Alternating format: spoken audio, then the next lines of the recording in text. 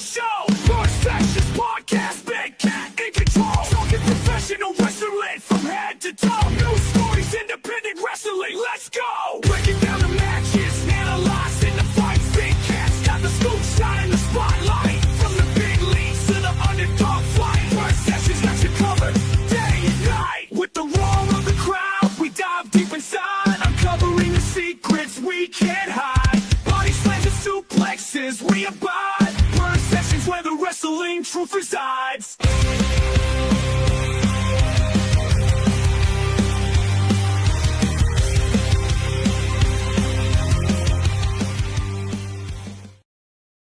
Welcome to another episode of Purr Sessions Wrestling Podcast. I'm your host, the Maine of Maine, Big Cat Tyler Adams. You can catch us live every Friday, 9 p.m. Eastern Standard Time. Of course, we got the nautical nightmare Dylan Nix with us, and who decided to show up, JP O'Reilly. JP O'Tizzle. JP Sorry, I had a O'Tizzle. lot of important things going on here. Apparently so, but Yeah, why is your mic cutting in and out? It's not like completely cutting in and out, but it's like fading.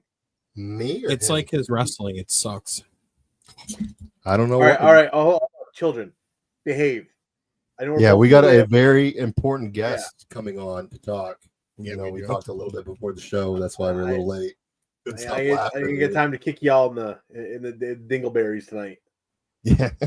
Hey, So- too far away. So let's welcome our guest for tonight. He is the epic. You are you. He's been hitting Off the rails. What? It's already off the rails. Shut the fuck up. I mean, this is the It was off the podcast. rails before we It's always began. off the rails. This is the Purr Sessions. That's Let's get him in here. Off Let's the rails get the Purr epic session. Doug. How's it going, buddy? Yeah, it's going, I'm just driving, sucking the day's dick, you know what I'm saying? Making sure I make money so I can fucking give it all back to my fucking girlfriend. She's got a big fat ass and she eats a lot, so, in order to feed that big Dominican booty, got to be out here hitting the roads, you know what I'm saying? It's what I do. Yeah. Oh, Yeah. shit. What I was expecting is an intro. She's- That's amazing. No, that's She's not gonna how slap the shit out of me when she hears that. She's gonna be like, "What the fuck did you say?" All right, Yeah. quick fun question. You're on the West Coast, right? Yeah, of course, bro. Okay, The best coast. I can tell because pitch black here, and it's like It's sun's pitch driving black the sun. here on the East Coast. Yeah, No, it's nighttime over here. It's just I'm such a fucking star that the fucking sun spotlights me the entire time. Yeah. Yeah. Well, welcome to the show. You very popular lately in the news, with the Raja stuff, and we definitely want to go over that later on. But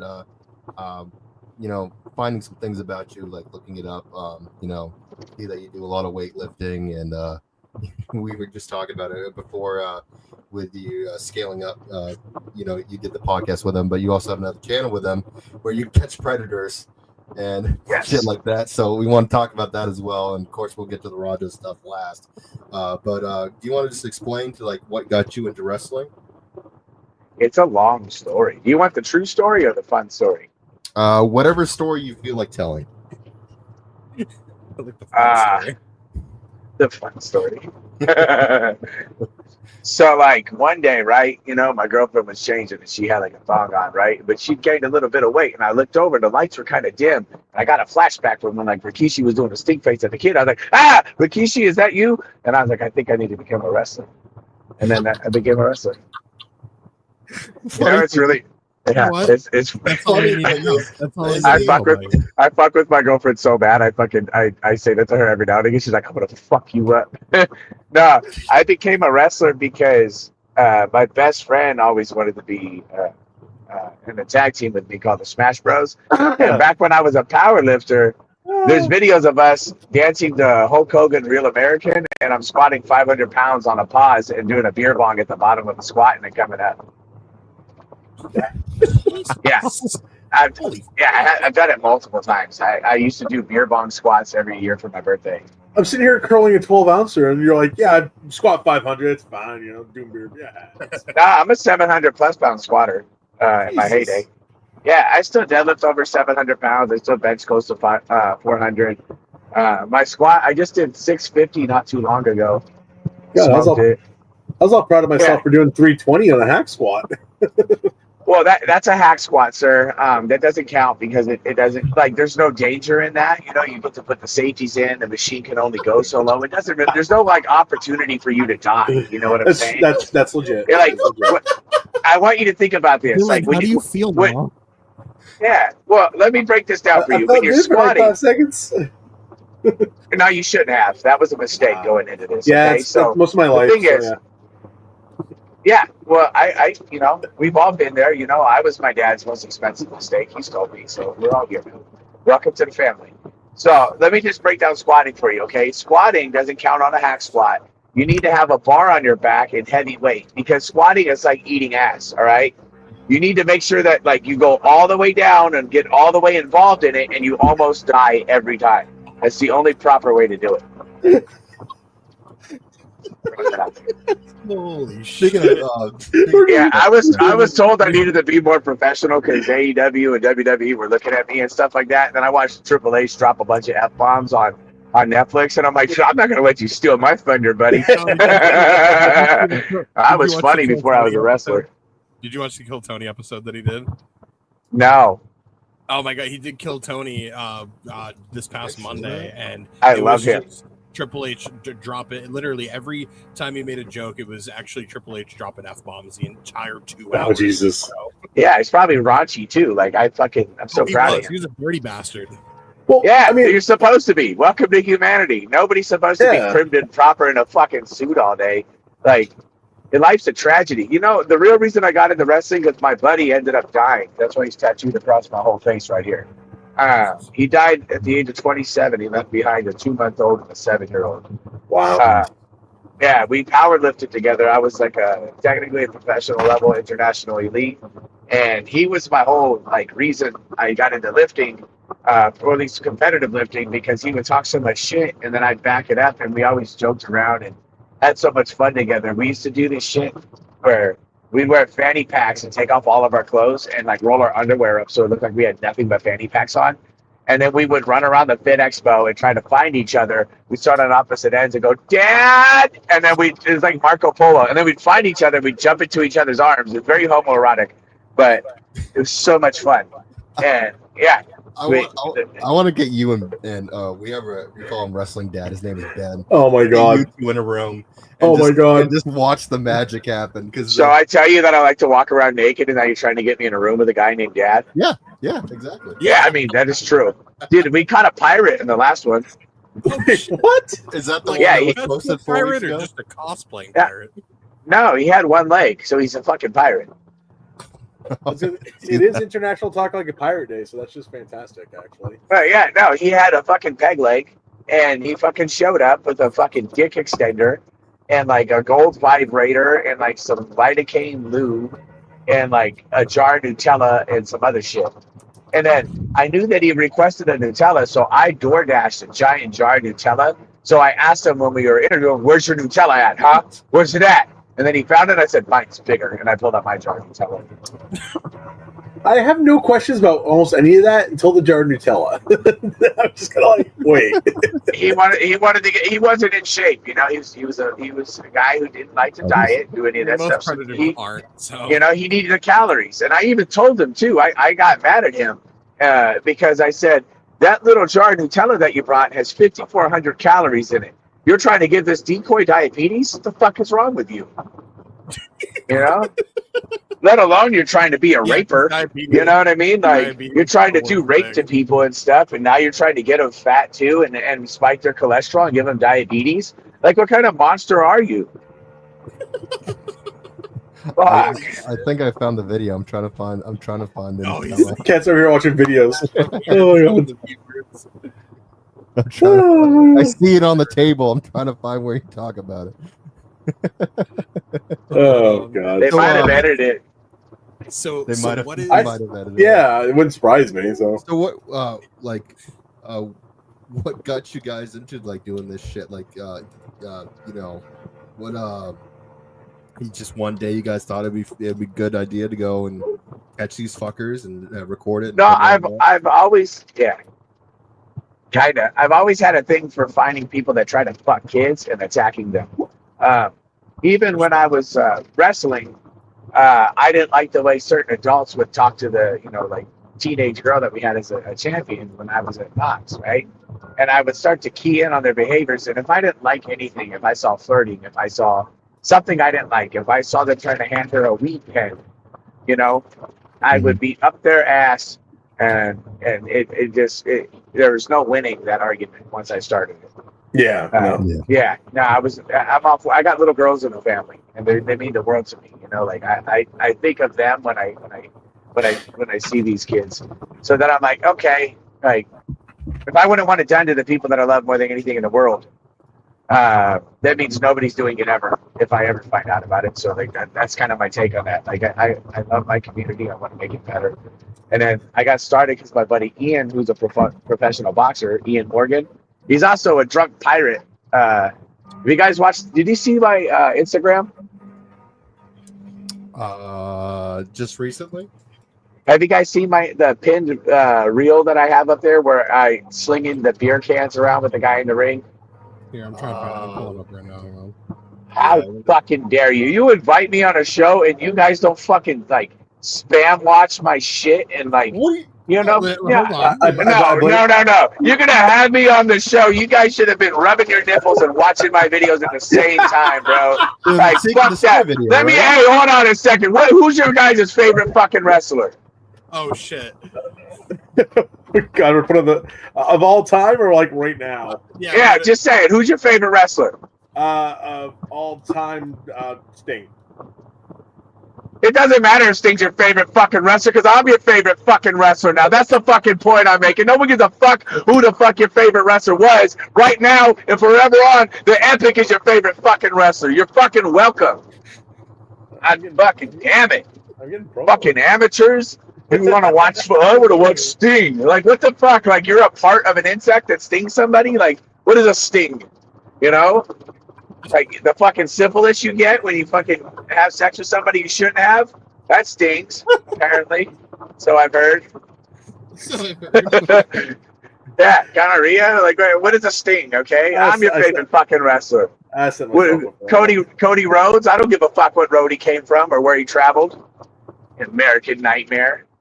Cat, I think it's the second video on his. I was gonna say this is. It is. I pinned it. I was gonna say that is a very beautiful. It's that one. It's that one right there. Yes, I did see this. Yeah, that's Ian. That's the drunk pirate. He met Scaling Up before I met them because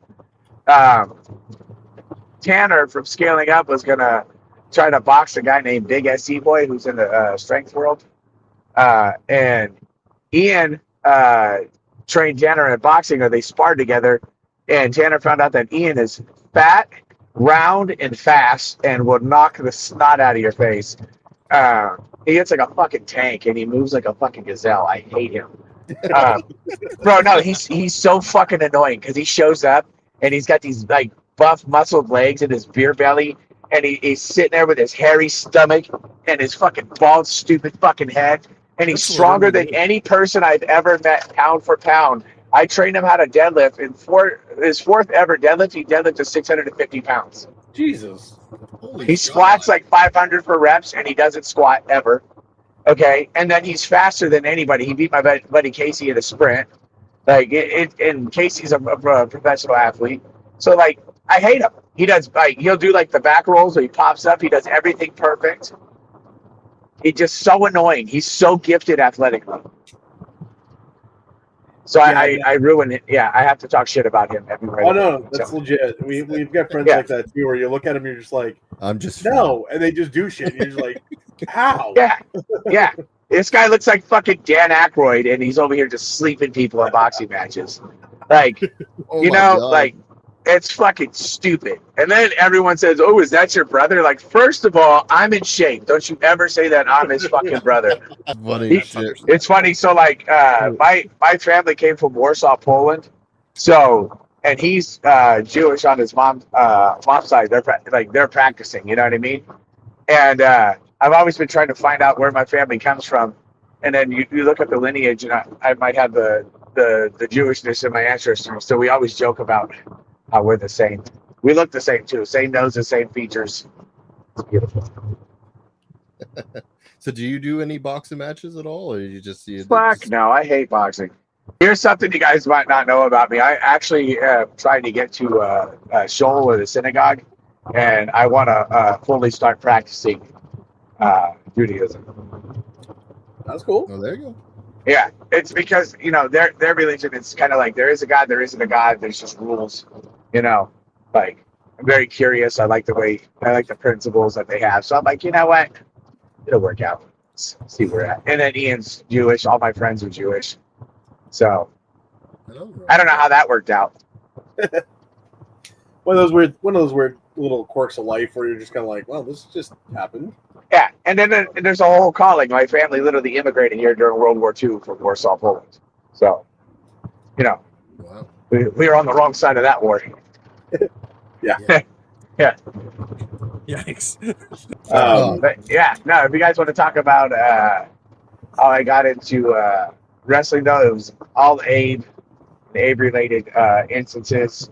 I saved a guy from a burning truck, or tried to save him. He got stuck in there, and then the fire department did the rest of the saving. But, I did a lot to break the door open. The whole thing caught fire. Crazy incident. Anyways, washed the blood out of my hair.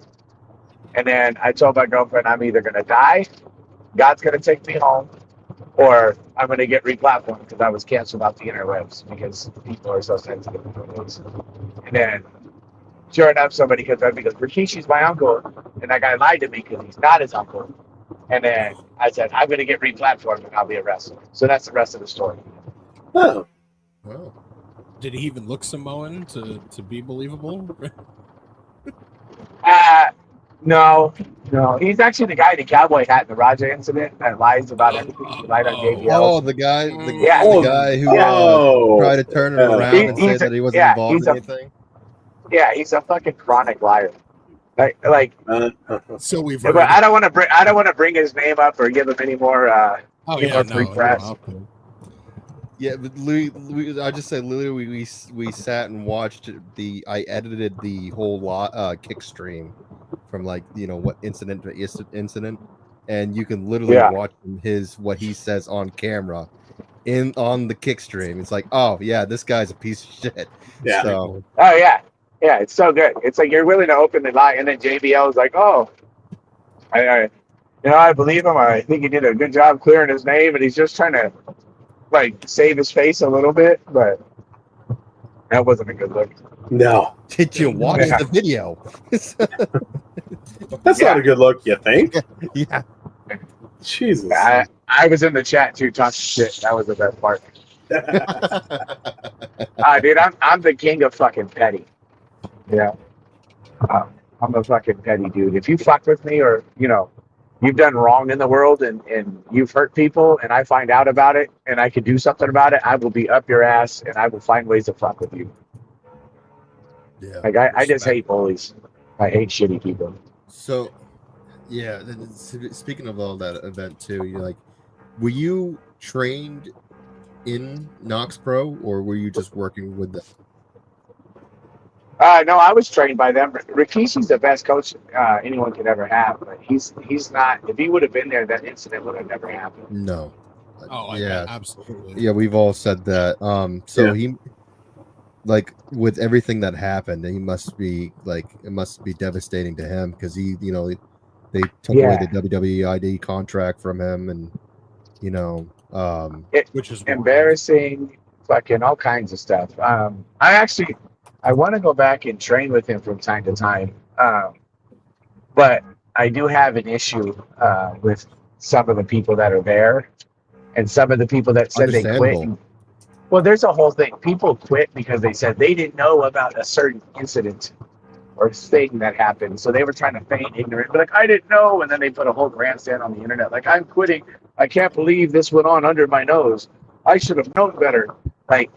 No, I tried to attack that person and hurt them multiple times because I thought that they were not good people. And, these people put up with that and stuck up for that and had this person over their house. And there's that incident that I don't want to really get into, but there's that thing. Don't have to. Then there's the person that told me something bad might happen, who was also the booker, who's still there, and I don't want to see his ass. And like, you know, I wasn't going to throw him under the bus or anything like that. And I thought like maybe I'd be peaceful. But then the more I think about it, and I'm like, fuck that guy. I was running into the ring and fucking made eye contact with you on my way in. You know, like, you were a part of the whole thing in the back. If you didn't think you were so special, like the way that he acted and the way that people acted, like they like, you know how seniors act in high school, like they're above everybody. Oh yeah. Yeah, like you only want to be my friend when I can do something for you, kind of personality. Like, and then after it's all said and done, you go and you fucking have me go out there like I'm a fucking attack dog and not even do nothing. Like, I don't know. So I don't want to see that person. I don't want to see the other people. So like. And it has nothing to do with Rikishi. So when I go there, I need to go with a clear mind, no hate or anger in my heart, and be able to ignore those people, train with Rikishi, and then leave and never talk to those people. Right. See, and that was the crazy thing too about the whole thing, which. No, that's if I go. I still might not because I don't know if I can do that. I don't know how to fake it. I get that. Maybe, you know, sometimes like you can maybe throw a chat out to them and say, hey, is there like can we have like an off day training session or whatever where it's just you and me type thing, just to, you know, stay away from the people that causing problems. And that's true. Yeah, he's busy. It's what they'll come back and kiss his ass. The problem is they'll come back and kiss his ass and pretend like they were perfect saints and they never knew and they could swear. Like, it's just one of those situations. They're playing ratty games where they're trying to get information on my buddy who just did a podcast, and it's like every adult knows what you guys are doing. Everyone knows how you acted before.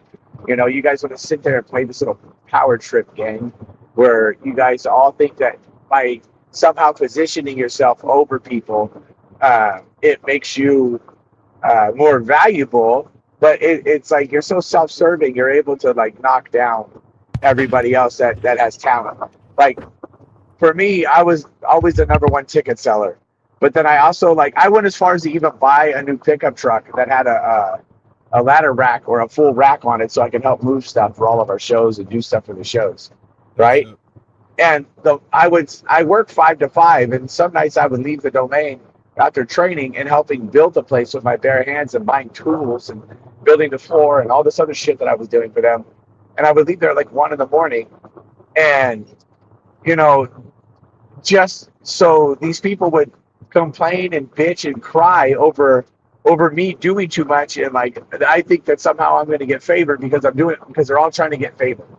And then I get a message saying that it doesn't matter how much sweat equity you put in this place or how many tickets you sell, it doesn't help you out here. Like, it's like you're not trying to do it to like get favored. You're just trying to do it to like because it needs to get done. Yeah, kind, yeah.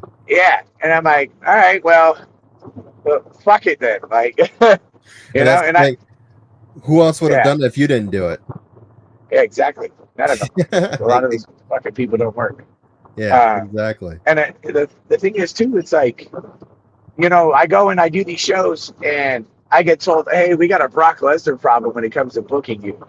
Is it a Brock Lesnar problem, or is it you're a 5'7" fat out of shape dude who thinks that you're some Aztec warrior and you want to be Mr. Machismo and you book yourself and you're always the heavyweight champion and you're always putting the title on yourself and you don't want attention to go to anyone else because you want it to be all about you.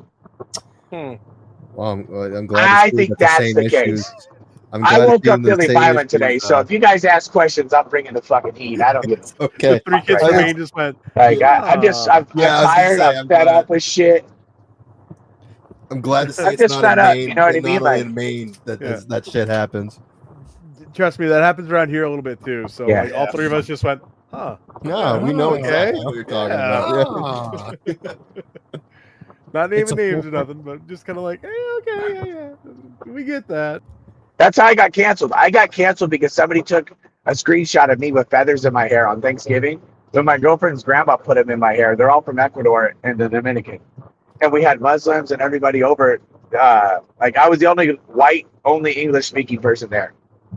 So I said, what a beautiful country we live in. Like, we should be happy that we can be around so many cultures and speak so many languages. Oh. He Oh, just shit. got canceled. Doug, come back! No, The Zuck just can't. Not even laughing. Somehow about Zuckerberg anything jumped about in this. culture. I was laughing All right, prior to culture. we've got some people here saying Okay. stuff. Calling Oh, he's and back. yeah. My mom's got the Polish in her, so she's the one that'll be like, why are you not picking up? I'm calling back. Are you okay? Is everything all right? Are things fine? Are you okay? How's your mental health? Is your mental health okay? Why are you not answering my first 10 calls? My mom is French Irish, so she likes to switch everything backwards. So like Yeah. really important shit, she'll text me. But like the dumbest shit, like where are the keys to the 4-wheeler? She'll call me. I love that.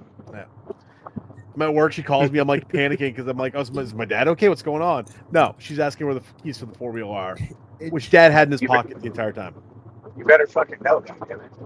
I had no clue. It'd been 2 weeks. How since we dare been you? There. How dare you? It's just fucking crazy how petty that people are. That they Yeah. see somebody successful, and the first thing they want to do is ruin their life. Yeah. That's like always my biggest fear is the internet. And like, because I Especially how speak and popular you are now. yeah, and I speak and I verbally a lot, like to me, like if somebody were to do that, it would be kind of funny because if they actually knew what I'm getting into, that's why I brought up the fact that I am going to go to shul and I am going to try to fully get involved in the Jewish religion because I'm getting older and I want to be more involved in faith. And then Ian's having a son, his name is Atlas, and he's going to fully convert him over, and I want to be more involved with their life, Yeah. Even my buddy Phil, Jewish. My buddy Eric Silverman, Jewish. I grew up with my buddy Jason Robin, Jewish. Like, yeah. And my other buddy Aaron, Jewish. Like, they're all Jewish. Like, I don't know what to do. The homeboy with the last name Silverman is Jewish. The hell you say? Yeah, that's a very popular Jew name. We got some chats in here too, by the way. We got from holy crap. He said, "Howdy, y'all. Thank you, Doug, for acting when many did not." I think we all said that. How crazy it was that it was a multi-man match, and it took you to stop what was happening. Yeah, that was kind of insane. It's fucking crazy. There were at least another 4 or 5 people, and then of course there was just what we found out was a 17-year-old in the ring trying to Sorry, I got to correct that. He's 18 now, guys. He told me, Doug. I got to confess. Oh, he's 18 now. But I'm a man. Oh, okay. And he's a man. But still, it's still crazy that this it didn't have to take you jumping in from the back to stop what was going on. Like we talked about this. I think it was a couple weeks when we brought this up again. It's like this business. You're supposed to be protecting each other. Everybody knows what a work punch and what a shoot is. And if there was any of us around this area, and that was one of our friends, we would be in that fucking ring, immediately stopping it. And we even made the joke, like I said, our wrestling dad. If that was one of us, because he's one of the trainers for our school, the Limitless Dojo. If it was one of the students and that happened to him, we would have to be pulling him off of him. Oh yeah. Commit a felony real fast is how serious he does. So it's just crazy that it took you to step in and everybody literally just watch almost a murder happen in the ring. Honestly, it is crazy to me. The more I think about it, it's like, and then I don't know if you guys saw the back angle video where I was throwing punches. I don't know if you saw the process of hooks. I've been trying to find other videos or whatever because I didn't see it, but I heard that somebody covered Stu afterwards after the whole that angled video shows me throwing punches from that angle. So what? Like that's why when I bit him in a corner, he slipped an underhook out of my underhook. When everyone got under me and him, and they got to distance, it took my underhook away, and he slipped it through that punch, and he actually cut my eye open. Ooh. So I headbutt him. As soon as he punched me, that's when I looked at him and headbutt him immediately. And then I threw a left, I threw a hook on the hand, And then I went punched him in the forehead and the right, and he had his guard up pretty good. He had a tight little guard. But then right when I was going to throw more, my buddy, his character's Ray Rico, pulled me off of him, and he was trying to remind me, hey, there's kids, like, you know, like, fucking, you know, like, calm the fuck down. And then he also had to stop me from going outside, too, because after Roger was left to walk out, I found out, and I said, fuck that, and I went outside to go fight him again. Oh, shit. And then that's when he took off. Yeah, no, I lost my shit. When I saw the blood pour down on my chest, I lost my absolute shit. I get that because I'm a little bit like that when I've been in like 3 fights in my entire life. Like getting hit, I just kind of usually laugh, but if I see blood, I'm like, oh, okay, now you die. Yeah, I go for the throat. Typically, if you get me into a fight, like I go for the pain, but I would just try to control it a little bit. But if somebody gets my adrenaline going too much, I am notorious. If I throw a tantrum, I'll just put it this way: when I throw tantrums, I'm inconsolable. From the moment I was like born and put in this world, the minute I lose it, I mean, I bite, I scratch, I gouge eyes, I'll bite facial features. I don't care. Yeah. And like, I wish I wasn't that way, but those are natural reactions for me. Yeah. Yeah. That's understandable. Someone in the chat, and I'm sure you heard this. I guess Raja got arrested today. Like actually, like No, yesterday. Yes, oh, yesterday. It was Okay. yesterday. Yeah. Yeah, I did a video on it, and then my buddies from Scaling Up came over with half a gallon of milk. And they said, Yeah, I saw that. I was watching that before. Before you came on, that you guys were discussing that. So, you know, hey, speaking of another thing, I forgot to mention. Eric is Jewish. Oh, that's that because I was talking about how many of the people in my life are Jewish. Oh, and why I want to convert. Yeah. I'm caught back Yeah. up. I was like, wait, Yeah. what? Yeah, it took a second to like, wait a minute, hold on, easy wait a there, minute. you bigot. Jeez. No. We have So a buddy hateful. named Eric, and I was like, Eric's Jewish. It's like, we have a buddy named Eric Johnson. Like, how the fuck you know Eric Johnson? Like, Yeah, that's where our brains went. For a minute, both of us. No, Eric Kineski from Scaling Up. All right. Which that's like, to me, like, those are like, I listen to God a lot, and that's how I got into wrestling. I told you guys, like, I felt like God was going to take my life, or I was going to get replatformed, right? So I look at all the parts and pieces around my life, and I'm like, what's my next step? Where am I going with this? And it doesn't mean I got to fully convert, but I have to go place my curiosity into all of this. Like, why are all these people around me? So we do have a question here in the chat, which is a good one. Have you worked any shows since the incident? No. No? no. Oh, wait. I did show up. I got invited to Hollywood Championship Wrestling, and they asked me if I brought my gear, and I said it's covered in blood, so no. I showed up just to show up, to get out, because like I wanted to get the energy out of me in public. So my buddy Alex, his name is Alex, his working name is Alex, invited me, and a guy named Emir, the master, invited me, and I have a new project coming now. I got some heat to drop for you guys on where I'll be. So I'll be in Hollywood Championship Wrestling on Tuesday, the same place I was at, and they had me walk out as the bodyguard to the heel, who's the champion. And I'm like, I'm a super baby face right now, but you want me to be a heel? Fuck it. Like, I want to, yeah, it was so funny. Some guy was like, some guy was yelling at me like, you're not Lance Archer. Fuck you, you're not Lance Archer. Bootleg ass Lance Archer. Timu Lance Archer. Do you get Lance then, Archer more than Aleister Black?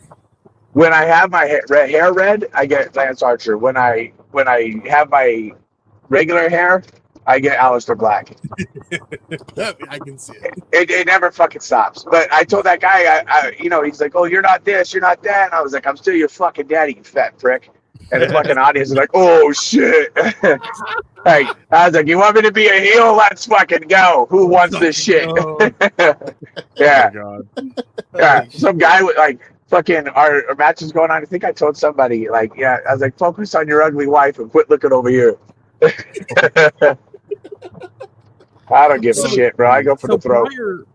Prior to all of this happening, what was your biggest match that you've had in your career, leading up to, the whole Raja and everything, and, getting blown up on the internet? What was the biggest match that you've had? Well, see, I was doing tag stuff with Alex Ace. So, like, my singles matches, I wrestled Reno, NOI, Rikishi's cousin. Solo, I did a couple of handicap matches where I just dragged people. I had a whole thing where I was going up against the Samoans. It was me versus all the Samoans, basically. Oh wow. That's dope. Um, Did you get stuck yeah, in man. with Alpha? With who? With Alpha? I was in the ring with Alpha Junior for a second. So we are doing a hardcore tag team thing in Vegas, like a rumble, right? And we had chairs and ladders and tables, shit flying everywhere. And Alpha Junior came in, and I fucking hear the crowd pop because he hit somebody with a chair, and like he was putting it back together, and he's all fired up. And I looked, and I was like, "Oh, I'm gonna get him going."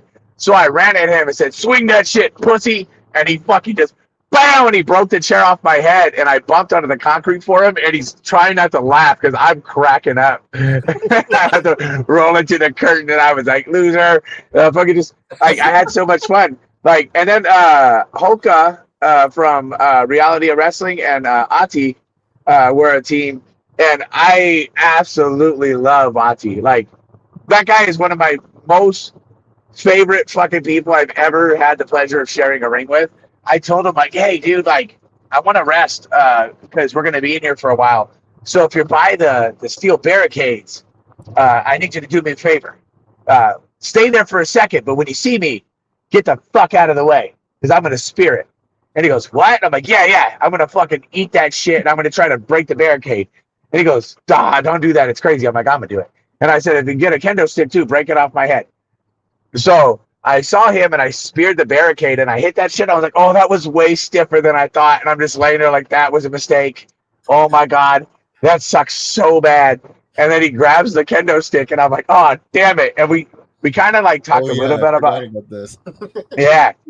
So he got up like, "Fuck." And then he hit me in like the side of the head and cut my ear and my side of my head open because it just like, and I was like, "Fuck it." I said, and then I told him, "Do it again." I'm looking at him like, "Hit me." So he fucking hit square flush down the center of the head. And fucking I laughed. And when I was falling forward, I ball tapped him. And fucking we're both laying on the ground laughing our ass off, just taking a breather. Yeah, Yeah. the ball tap would be something Ben would do, 100%. Yeah, and then we kept fighting when we were laying on the floor. If I was laying on the floor next to him, I'd hit him in the head, and he'd hit me back. And the people on the sidelines were cracking up. So I love that guy so much for just being an entertainer with me. Like the little cheeky shit, you know? It wasn't like I've done some matches like where I suplex that guy. His name is Oak. He's a really good worker. You know, he was told to put me over, and you know, it was supposed to be like a squash, but I told him to come out hot and heavy, get some stuff here and there. We didn't have much time. I was always booked strong independently until I had to face anybody like the booker or whoever controls the booking. What's the biggest bump or most dangerous bump that you've ever taken in your whole career? The one that almost paralyzed me in Vegas. Oh, geez. What was Elaborate. that? Yeah. I was going to flip myself out of the ring during the Rumble. I was going to have my buddy eliminate me. And I got caught up on the ropes because I don't think he flipped me as hard as he could, or I didn't jump right. Something was off. And I told him to push my legs over. So he pushed my legs over. And when I went to clear, I didn't push away from the ring. So my spine hit the apron, the angle iron, like the raw iron. Yeah. On the side of the ring, and my feet didn't even touch the floor. They like shorted the floor. Ooh. Oh my gosh. Yeah. So no. It hurt really bad. I fucking, I loaded my motorcycle up that night. We left, yada, yada, yada. I went to the gym like 2 days later, and I felt funny, and I'm kind of a psychopath. If I feel pain, I'll purposely lift heavier to teach my body that I'm in charge. So I deadlifted 735 that day, and I was sitting there like, "Oh, that wasn't." Yeah. So I was like, "That wasn't smart," and I never fucking going to work the next day. And as I'm going to work, like my left leg's starting to feel really numb, and my right foot's losing strength. And I get to the yard, and I'm trying to move around, and I'm sitting there doing stuff on the tablet, signing out for work. And before I know it, I can't move my legs with my brain. Like I like started freaking out. I started like crying, dude. I couldn't move my legs with like my brain. I couldn't move them voluntarily anymore. And I like get out of the truck. I'm moving around, and then like it's not like they went numb, like they fell asleep. I didn't feel them at all. You know, like the connection was not there anymore. Yeah, it wasn't like you sit on the toilet too long, kind of. No, it was like not there at all. Holy shit! Yeah, so I got helped, walked around a little bit with help, and like I'm trying to move them, but my legs are doing like the hyperextending at the knees, and I'm like really weak. I get myself into the truck, my feet are moving a little bit. I'm like, I'm gonna drive home. That was stupid. I get home and like I can finally feel like all the way down to my knees, and I just can't feel like my calves and my feet, so I'm like dragging my feet while I'm walking. So that happened, and that was the worst bump I've ever took. Other than that, all bumps feel like fucking, they're just whatever. That kind of sounds like what happened with Sean with the casket. You know, he just took looked like a normal bump on the casket, and then he couldn't move his legs in the morning. Yeah, half the reason why he had to retire for so long. Yeah, didn't he have a surgery, or he just walked it off? I think he ended up having a surgery. Yeah, I think he had to have a surgery, and they said this in the documentary, so I don't know if it's true or not. But he was also on like very, very like hard drugs. Like handfuls of pills. Yeah, pills and shit. So that was the other half of the reason why they let him go, and he just did his own shit and eventually was able to come back. But yeah, we had a guy, MBK. Isn't that how he broke his leg? He slammed his leg against the. When he went out over the top rope for the Rumble, he hit really weird going down to the floor, and his leg went. Yep, broke his leg. Everyone told him, "Don't take the boots off. Don't take the boots off." They took the boots off, and well, bad things happened.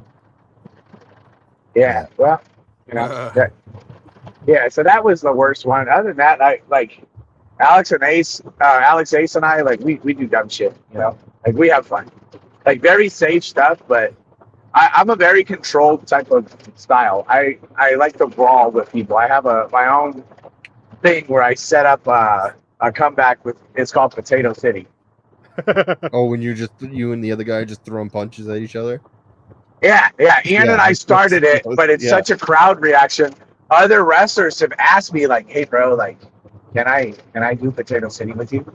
And I'm like, "Yeah." City. I love that. Yeah, bro, like, you have no idea. It's like a thing. Like, once you see it and you see the reactions in the crowd, because the way we throw the punches, like when we did it in Vegas, everyone was like, "Holy shit! Like, this is a fight," you know? Because we throw them snug, clean, and like. We have a rule, like, if I tag you and I wobble you, hit me in the body. And he tagged me in Vegas with a fucking hook so hard, I was like, fuck, I can't see. Everything's gray, you prick. And he hit me again. I'm like, stop hitting me. So I kicked him like a full-on roundhouse to the appendix. And he was like, shit. And I was like, sell around. Yeah. I was like, sell around. And then he came back and said, take a bump. Well, I was like, I still can't see you, bitch. And then I found a kendo stick in a ring. I was like, you're so getting this, you fucking twat. And I saw him, and like, he's a drunk in his character, so we have fun. So while I'm hitting him in the ass with this kendo stick, the crowd's going crazy. And then we didn't realize that the kendo stick was made out of bamboo. So he had like bloody welts. I mean, I tore his ass. Oh, like a legit kendo stick. Yeah, so like I have a scar in my arm when he gave it back to me during that beer spot at the little ring that we were in doing that video I told you guys to look up. He actually sliced my arm with that same kendo stick. Oh. No shit. Oh my gosh. Because it's just a fucked up kendo stick. And the guy who made it was not a skilled worker. He was brand new to wrestling, and he just wanted to make weapons for extra money. And he didn't really understand everything, so he wants to do hardcore. He means well. He's a good kid. It's just, doesn't know how to gimmick shit.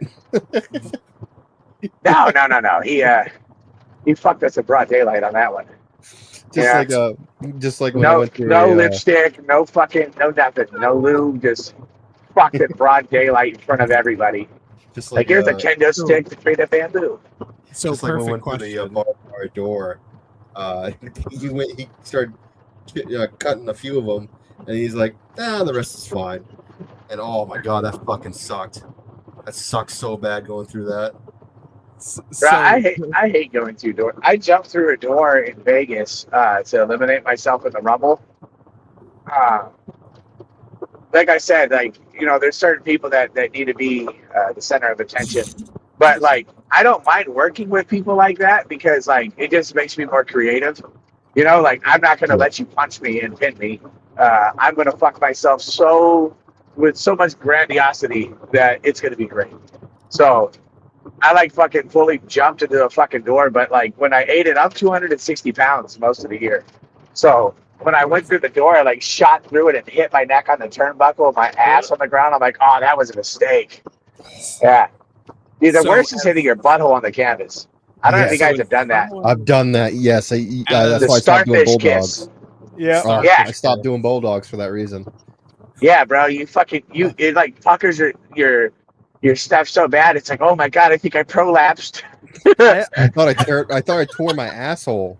The last time I did it, I was like, fucking Uncle Ring just goes in and just does dirty shit to you, and you're like, God damn it, this is fucked up.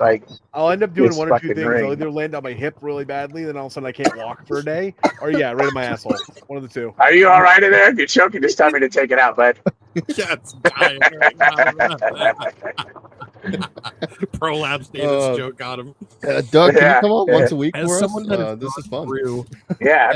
As someone that has gone through 50 to 100 doors in his career, the one time that I went through one door that decided not to be hollowed out, I thought my entire body just went into paralysis, and I was like, I'm kind of contemplating all my life decisions right now because somebody brought an exterior fully solid door, and those solid doors it is a whole new meaning when you try to snap through those.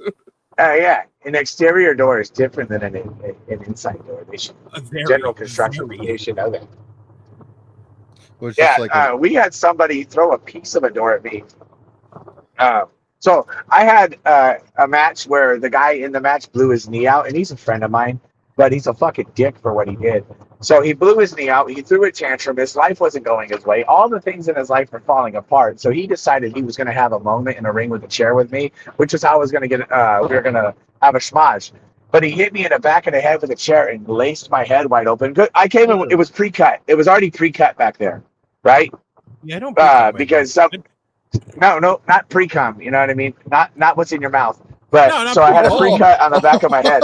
Hold on, Daddy's talking, guys. Hey, Daddy's talking. All right. Okay, I'm kidding.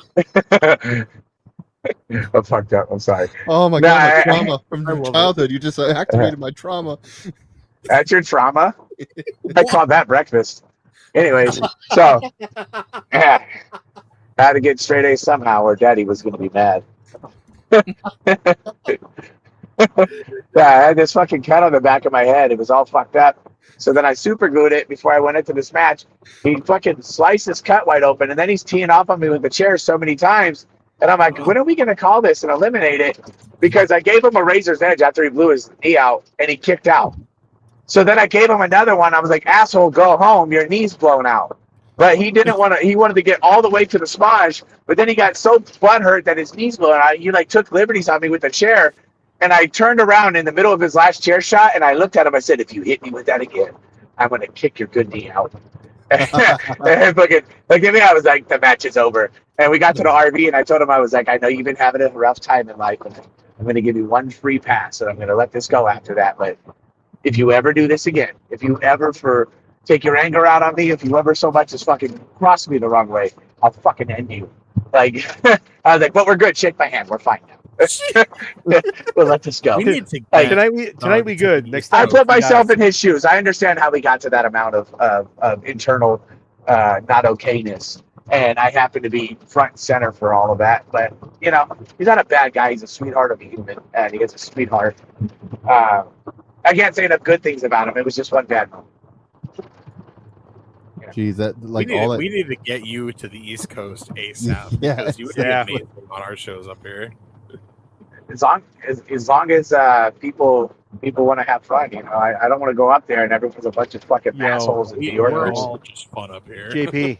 Yeah, say that, but New York love is different. New York love, they make fun of you, they steal your car, they fuck your girlfriend, and they're like, "Yo, welcome to New York. That's what's up." Sounds Could very you on to you guys? Could you imagine Doug and Gino's? Oh, Oh my Doug God, and what Gino's did would be the Gino's? greatest We'd fucking love it. thing ever. We have a Perfect. rock club down here in our area that's like the greatest wrestling crowd ever, and they love everything. You could literally. Can I come out and sing metal? Absolutely. They'd probably love that. I had a band play me out at the last show that we did at Gino's because like we had a metal band playing there, and I was like, fuck it, have them play me out, and Hey. like it was the greatest fucking thing ever. My buddy Rob Shit has a band, and he's also a worker, and he's a really good worker. You guys should book us out there, and me and Rob will come out there, and he'll bring his band, and we'll tear the whole house out. I would see that happening at Gino's. It'd be fucking amazing. Bro, it'd be so Larry? good. If I just come out, start fucking doing my shit, like, let's go. Nice. Is Lee still in the chat? Let's get Lee to get in Larry's ear. Yeah, right. Yeah, Exactly. get into Larry's ear, Lee. I can, we can So, make that happen. The whole door thing though reminded me of this fucking spot. It was MSP versus POS at for the Let's Piece of Wrestle shit. Championship. That piece of shit is what they're fucking. That was tag McCarthy. team. They're really phenomenal pieces of Yeah. shit. We love it. They were very phenomenal pieces of shit. That's not the right. I love thing. that. Hold Oh, on. that's not the right video. Kat. That What was are not the you right video. That's not the right video. That was the podcast I was watching. doing? How dare you, Scaling Up podcast. I was watching. I was trying to Doug? get What's the some- craziest hardcore or death match that you've done in your career? I don't do death matches. If you put me in a death match, and yeah, because I don't want, I have tattoos everywhere. And like, I have more tattoos coming. Like, my tattoo artist is actually going to finish the rest of my right arm, like all the way down to the fingertips. So all of this is going to be covered, right? So like, that's what's coming in next. I just haven't been able to get an appointment with him because he's been busy, I've been busy, and he's a giant wrestling fan. And I just love it. I can't. His Instagram is Joe Tattoo, but he's done all of my shit outside of Carl Huggins, who's in New York. So if I go to New York, or maybe Carl's back in Virginia. Either way, if I go to the East Coast for any reason, I'm gonna go get tattooed, probably by Carl because I love Carl. And you don't want to scarf your tattoos. I kind of. Yeah. I don't Oh really yeah, do that. if you fuck up my tattoo, bro, like especially like this is the memorial for my best friend who meant more to me in the world. Like I literally cry every day, and at some moment thinking about my best friend. I miss him more than anything in the world. Like he was everything that was great in my life, and I've had to relearn how to be a human and a man and everything because I didn't realize how much I leaned on my friendship to like propel myself through the world. And then when he left, I felt more alone than I've ever felt in my life. Like it was the worst feeling in my life. Even when I wrestle, I can imagine. it's literally for him. Like I never wanted to be a wrestler. I never liked wrestling that much. I thought it was lame. I thought having a title was the stupidest thing in the world. And after he passed away, I started getting into it, and like I still didn't like it. And then I fell in love with it, and I feel more connected to him than I've ever felt in my life. So to me, like if someone fucks up my tattoo, especially like his gravestone or something like that, I might take it a little personal. I Yeah, totally my- understand my- that, respect I would that. understand That's the exact same reason why I do wrestling is because of my dad. My dad's the reason why I got into wrestling, and my dad passed away 6 months before I ever had my first wrestling match, and Yeah. that was 11 years ago. So now, like, it's been 11 years. My dad never saw me wrestle. He didn't even know I was training. He had just like heard little spurts where I told him about stuff about indie wrestling, but he didn't know that I was training because I was gonna wait to tell him like when I had my first match and just be like, hey, come to this thing and check this out, and had not even like don't even tell him. And it was like 6 months after he passed away. So I totally understand and respect that.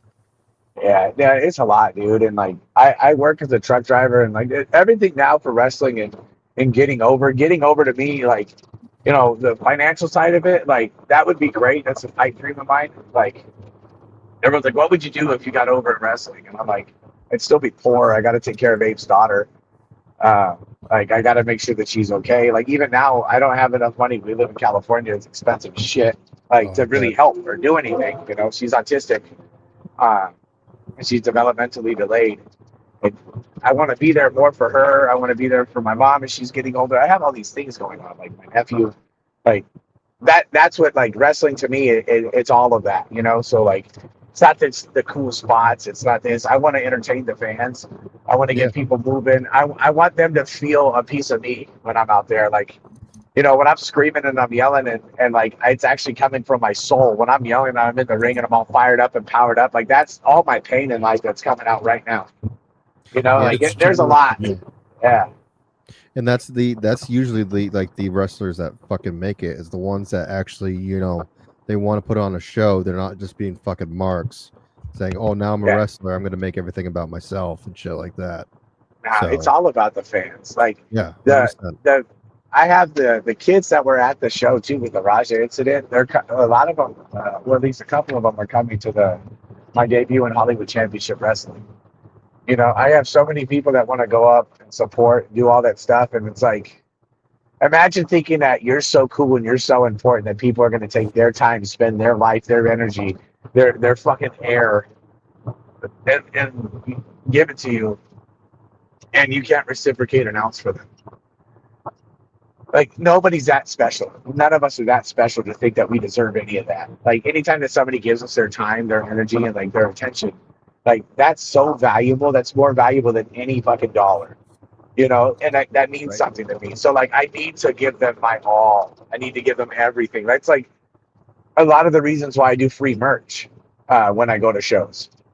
I'll come and, like, I bought 30 hats, right, for my debut match at Hollywood Championship Wrestling. I'm going to give every single one of them out for free.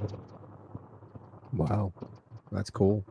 Because I love everybody, and I want them. I want them to show up and feel like they're a part of this. They belong here because they do belong here. They are a part of this. Like this is a piece of me to you. Like this is not just you showing up for a wrestler that doesn't give a fuck about you. This is you showing up for somebody that wants to share energy with you. You know, like this is a piece of my life. Like I'm not doing this because I need the attention. I'm doing this because it reminds me of family and all the good times that I had in my life. Like, you know, it's simple shit, you know? Yeah. No, yeah. I don't know, man. Wrestling, yeah, it's a lot more than that to me. It's everything. Yeah, and I hope you get really successful at it. You know, you were literally saying, I don't know if it was on the pod or beforehand, that WWE and AEW is looking at you and possibility there.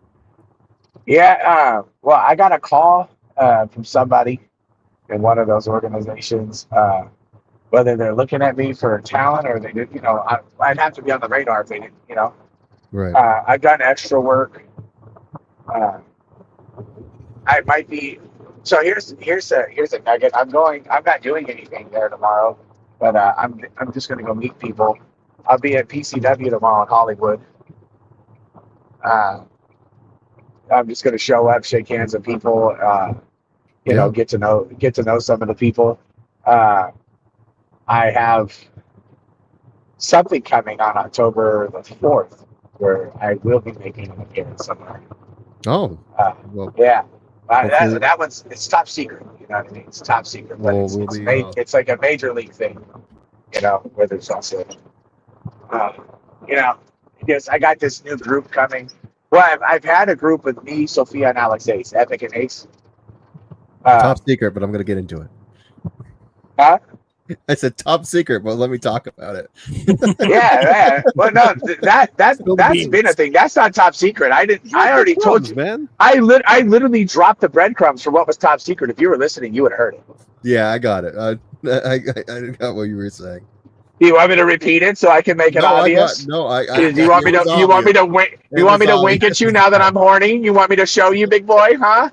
You want me to show you? Huh? Do I need to turn you on a little more? God. Big Cat doesn't have his listening. Stop it! You're making me flustered.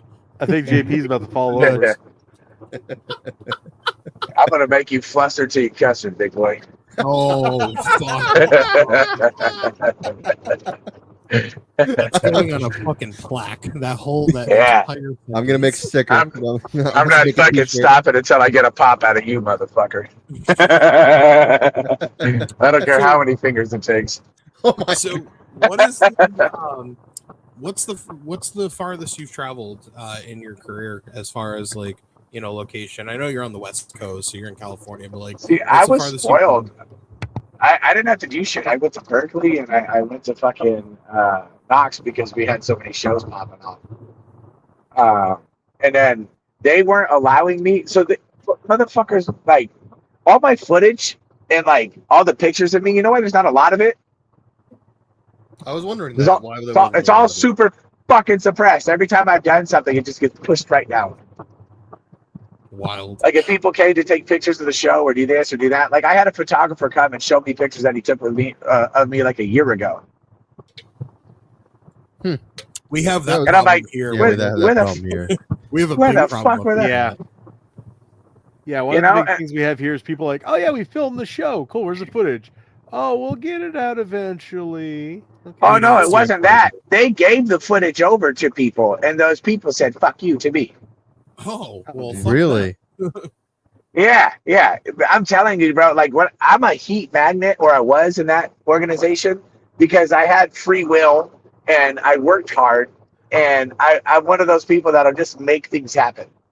You know, I'm competitive. I'm gonna want to sell every fucking ticket I can. I'm gonna want to beat everybody in sales. I'm gonna want to work harder than everybody. I'm gonna want to do more. Like, I have construction experience. I have all these things that I've done in life. I'm a workhorse. You know what I mean? Bringing it into what I'm introducing again, since I just mentioned workhorse. Okay, I have a new group showing up, and it's with Alex Ace, Little Nightmare, aka Sophia, and a soon-to-be announced person. I don't want to put it out there yet, but it's called Battalion.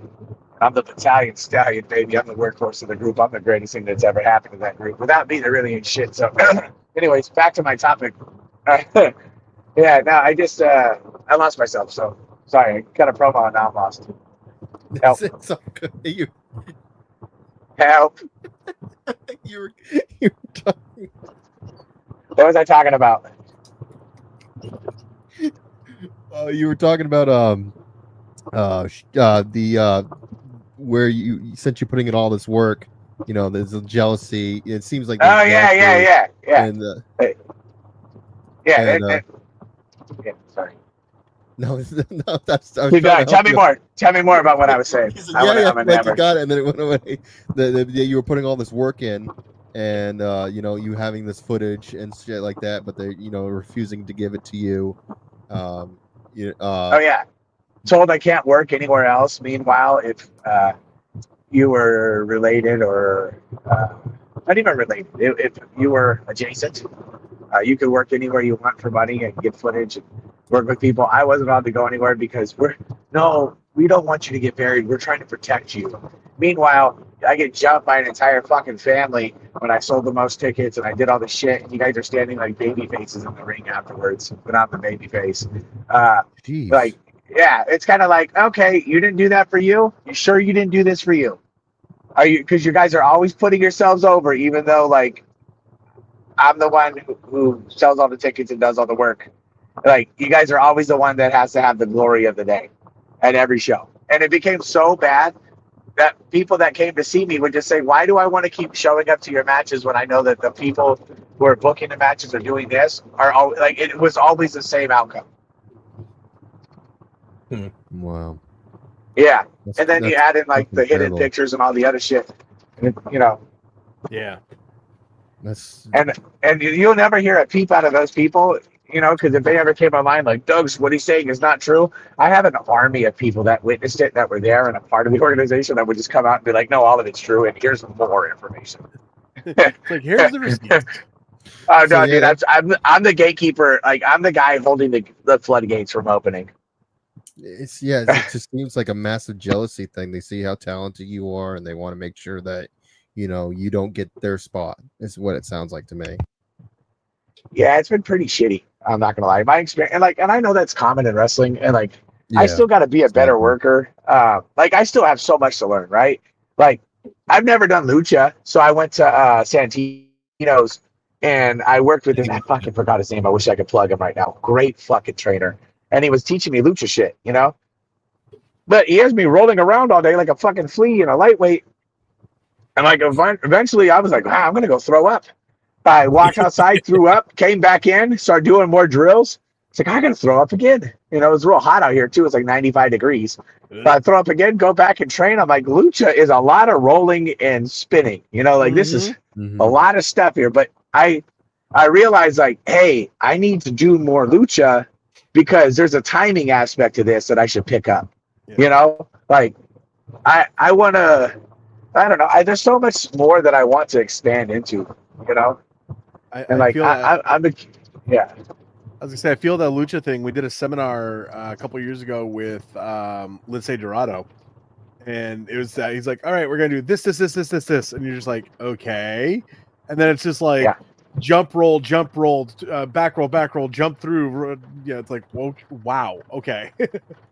yeah, I'm good at all that shit. Like the rolls, I'm a fucking stud, right? You know, it's just certain things where it's like you're gonna do a roll, jump onto the fucking rope, do a 180, and then do a roll, and then do it again, and do it again, and do it again. And I'm like, motherfucker, like I'm gonna get the spins over here. Like, the world's not gonna fucking work out for me for 5 seconds.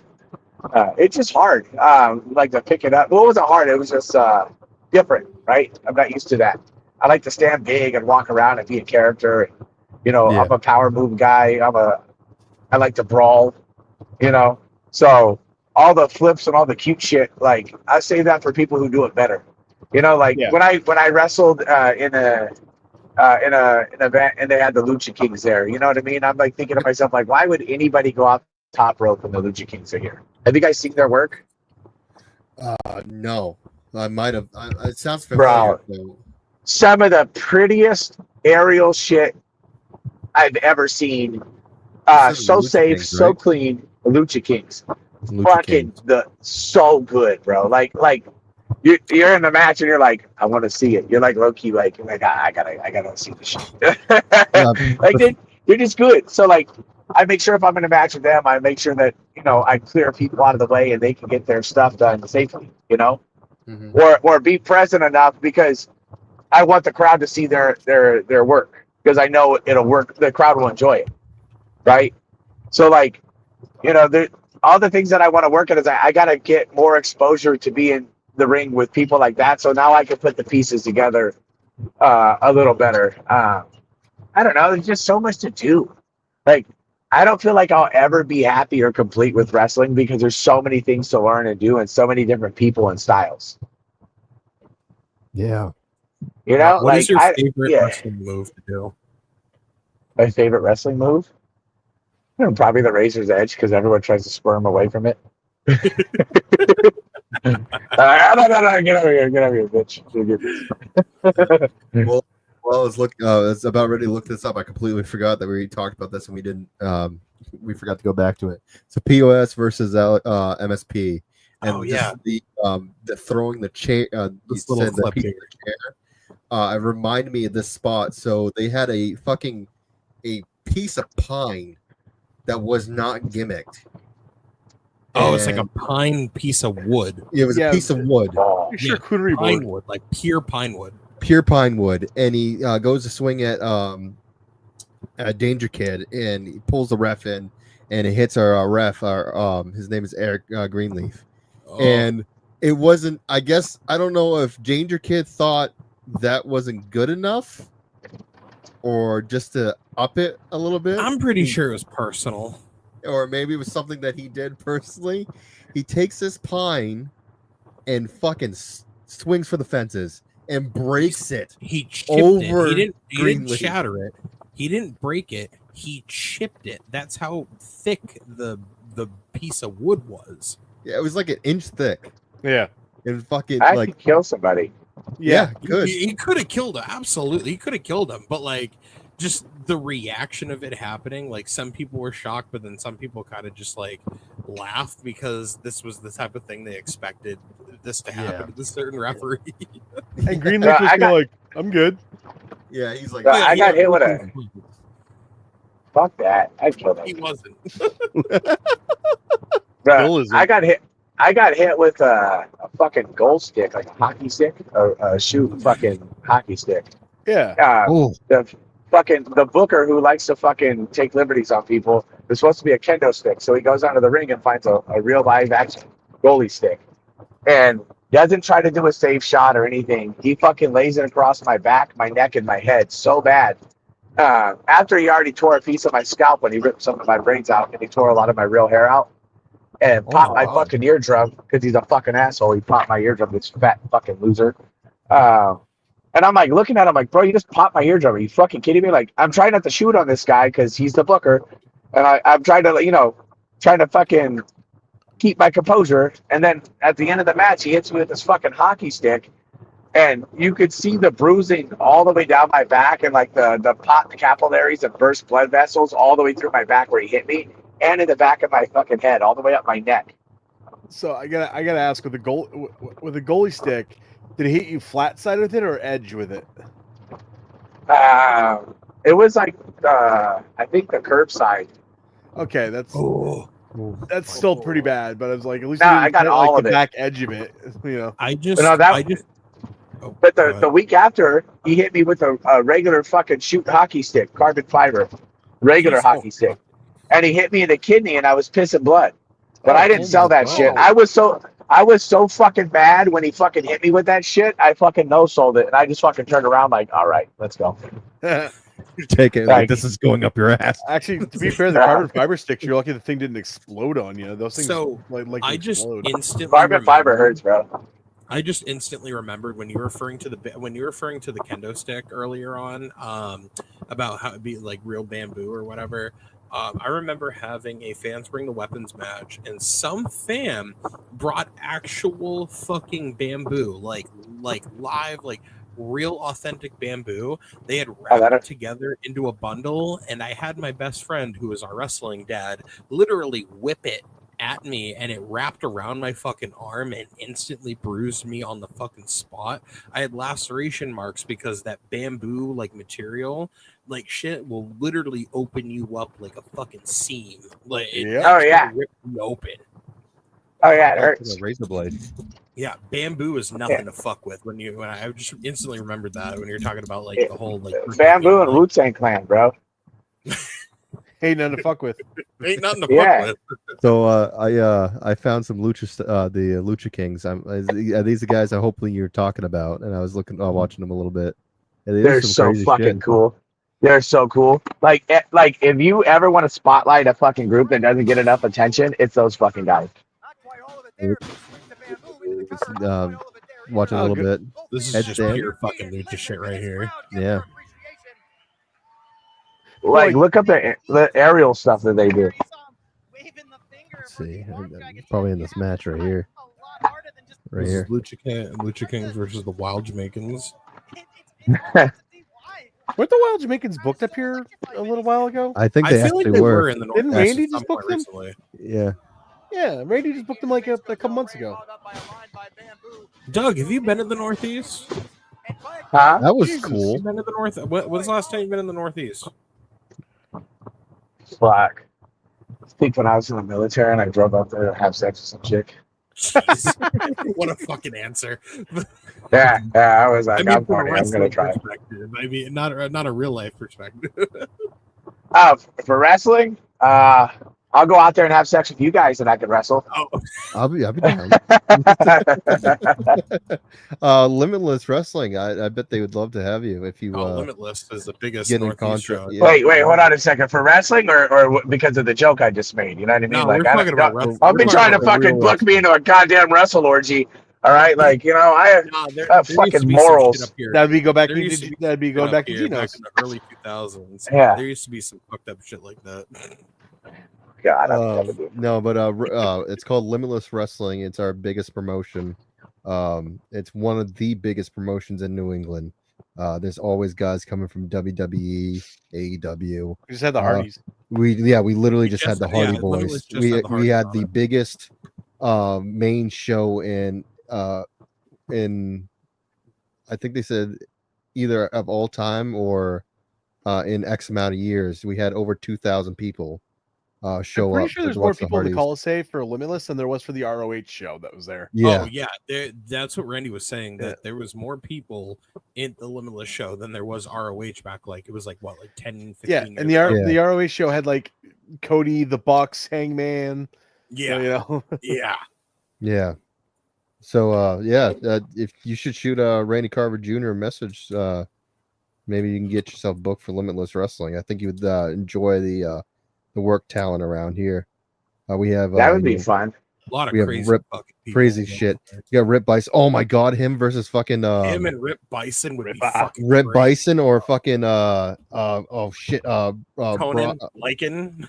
Conan, yes, beef. oh beef Beef would be the dream Gabby's matches. husband, Gabby's boyfriend or husband. Oh, Bear Bronson. Bear and Bronson would be a Doug fucking would be great match. amazing. Yeah, I'd be down. Bear Yeah, you Bronson is a fucking you crazy. should definitely reach out and try and see if because I wouldn't be surprised if you would. You would work. Yeah. Hell yeah. Do you think would they want to book me as a single, or do you think they'd be down? Because I'm trying to do if I can get my group out, I have a new faction, battalion, and I want to get them out as much because Alex Ace is 7 feet tall, and have you guys seen Mikey O'Shea wrestle? That name sounds so familiar. It sounds so familiar. He is fucking fantastic. I can't say enough cool shit about Mikey O'Shea. Randy loves factions because he has had a group running around essentially for the last 2 years for Limitless that has built a very big story through Limitless Wrestling, and they've been like we're talking like Channing Thomas and like guys like Sidney Bacabella, the guys in the Northeast that have made a staple like pretty much in the Northeast, and they have made such a big group that is just tearing apart every single time that they're on a show. So like Randy's very big on factions. Oh hell yeah! Because if I can get me and Ace, and then I have this really cool manager who's very eloquent, speaks eloquently, very smart, but he's a showman, you know. If the price is right, I can't see why not. Yeah, Price is always right. Yeah. Yeah, Randy's always down to booking like very high talent, and you seem like a guy with very high. He just talent. had the Hardys on their biggest tournament show that they ever did. So I mean, hey, yeah, and especially since you the October 4th, that secret show, that's a little bit closer to where we are, so maybe he would want to work something out that way. Oh, I think Doug muted himself. I think Doug muted us. Yeah, I think he's getting out of his truck right now. Oh, yeah, I did. I did mute you. I was like, "Shut up! I'm in charge." the typical fucking generic heel response. Shut your mouth. Yeah, you guys are losers. Yeah, shut your mouth, because I'm afraid that if I have too much of a personality, I'll never get booked anywhere. So shut your mouth. Fucking shut up. It's so true. Yeah, they're like, bro, I hate the fucking wrestling community sometimes because they're so afraid to have a fucking personality or say something wrong. Like they go out to a show like, hey, whoa, like be careful how you respond online to somebody. You don't want to put like more than one emoji on like a post because like someone could take that the wrong way and then you won't get booked. You're like, what the fuck are you talking about? You're like, oh, well, hey, like, don't have an opinion on like life or say that you like God or anything because like then you won't get booked. And I'm like, what the fuck are you talking about? Don't talk about anything politically or don't have an opinion on this or that, like, or you won't get booked. I'm like, shut the fuck up. Like, I made an opinion on the Charlie Kirk shooting. I said, hey, the world needs to fucking be a little more human and not celebrate murder. I said I didn't like it when George Floyd died, because they put labels on people and it's dehumanizing, and they do that so they could scapegoat advocating for murder. Like, I don't like it. It's really bad. Yeah. Like, and then so like, oh, I can't believe you made a comment on him. And I'm like, I don't give a fuck. Like, imagine I'll make a comment on whatever I want. Imagine where there's no social media. Like, well, and then they bring it up to another topic, like, well, what about this? And I'm like, that's bad too. Why did you say anything about that? Because it wasn't relevant. So, JP, you say, imagine a world with no social media. I used to live in that world, and it was actually kind of nice. It was really great. The internet was just for porn. I was looking at my notes. 2001. And I have this written down. And you wanted to challenge Rampage Jackson in a boxing match? Did he ever answer that? Well, I was only going to do it because it was going to get Stu's medical bills paid for. But then the GoFundMe, we got up to like $250,000 on that bitch. Yeah, so that's awesome. I don't think I have to anymore. So like, if I could answer that question, I don't want to fucking box Rampage Jackson, because there's no win in that for me. You know, like, bro, I got to pee so bad, and one of these guys are in my work bathroom. Give me a second. I'm not gonna flash my wiener to the camera. Don't worry. Oh, thank you. There you go. Yeah, I don't want to be jealous, but I also don't want to be taken off in YouTube either. So It's all right. We get banned for Yeah, like we the gotta most take our- random shit. yeah, we get anyway. fucking copyright struck Yeah. fucking 6 weeks after the podcast saying we can't You use played it. for what? 3 seconds. A lot of times Yeah. we'll I feel like like they show a wouldn't- WWE clip, and it'll be like a half a second of like Triple H's music, and YouTube will be like, "You played WWF copyrighted music, banned." It's like cool. Yeah, I Yeah, feel that's like the they fucking sucked up worst. dick, they'd wait It's- like 2 months before they ever saw it and be like, Literally, there's it's nudity." literally like 2 or 3 months later after the video starts getting like traction. It's like, oh, That's the way to do it. That's the way to do it. I got to throw this piss cup out now. Give me 1 second. great. that's Oh wait, no, I forgot. You're on my Bluetooth headphones. I can talk to you now while I throw out my piss cup. Oh, Why do I Jesus feel like this Christ. is an episode of Trailer Park Boys in real life? That'd be kind of cool. we need Doug on every week. We just Doug I is gotta one of get- the- talk in the Hey, background. hey, for- Levi Bro. and Samuel Matthews, y'all fired. Yeah. What kind of vehicle do you guys think I drive? Looks like a just truck from this or interior. a Jeep. Yes, it's a truck, Hold on a but second. let me. I picked this up for $3,900, and it's the best pickup I've ever bought. F-250, but it came with the dead rabbit on the back, and I'm never taking it off. all I heard was $3,900. Dead rabbit. Oh, All right. Dead rabbit. Yeah, it's so great, dude. So fucking the other day I was at the shit. grocery store, and some little kid was like, "Mom, the rabbit," and she was like, "Oh my god, that poor bunny." She was like, "You should really remove that." And I was like, "I'm sorry, he shouldn't have been in my garden." Fucking greatest ever. Peter Cottontail could eat a dick. This is how we deal with their. Yeah, schooly rabbit. It's rabbit season. How many miles you got on that thing? Like 200,000+. She's still running great. Bro, it runs like a fucking tank. I love it. It's got a Raptor motor in it. Oh fuck. Yo, Okay. nice. Yeah, a 6.2 liter E85 motor, the EcoBoost. So when you step on it with EcoBoost, it floods the fuel injectors with all the fuel, and it's like having a fucking turbo. You're like, wow! And I'm like, oh my god. But my front suspension needs to be fixed, so like it shakes, and I'm just like, I don't care, I'll just die. I just fuck it. Well, yeah, I could use a fucking vacation. You know what I mean? Like, life's rough, you know. Speaking of dying, do you have any near-death experiences? Quite a few. Holy shit. What's the worst? Yeah. Funniest or worst? I want to go funniest because I'm a funny guy. So funniest. I got bit in the dick by a black widow. What? Yeah. And like I went to a hospital during COVID and I drove my rental car there.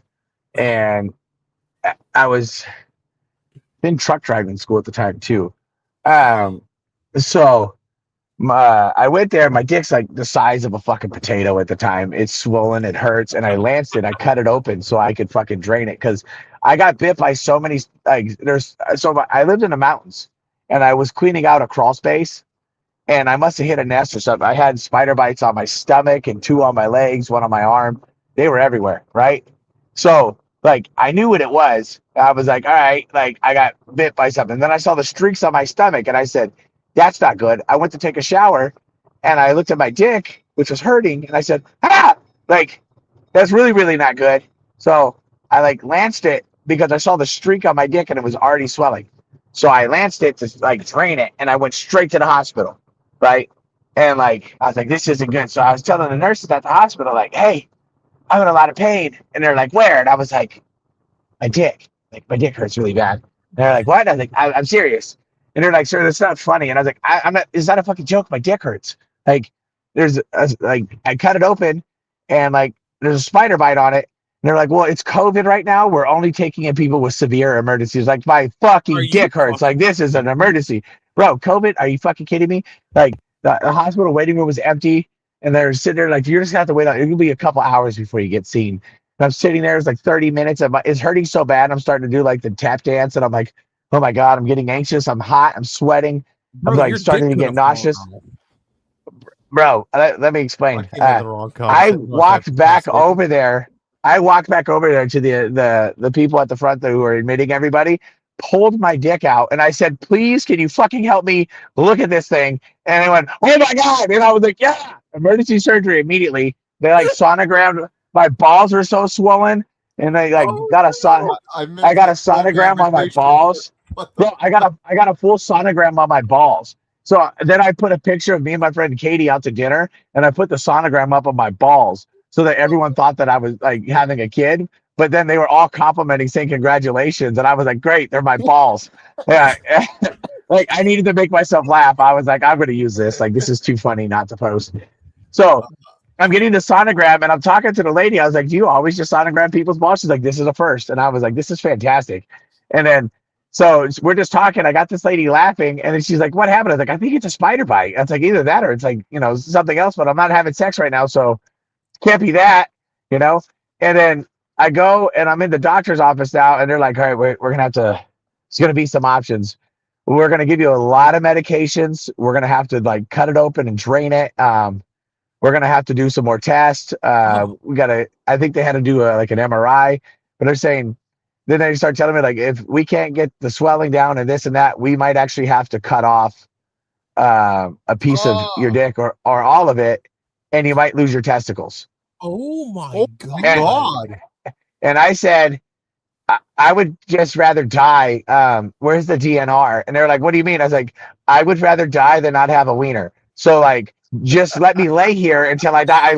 I told the doctor, I fucking crossed my arms, and I said, I'm just going to cross my arms, and I'm going to lay here, and just, this will be it. Where's the DNR?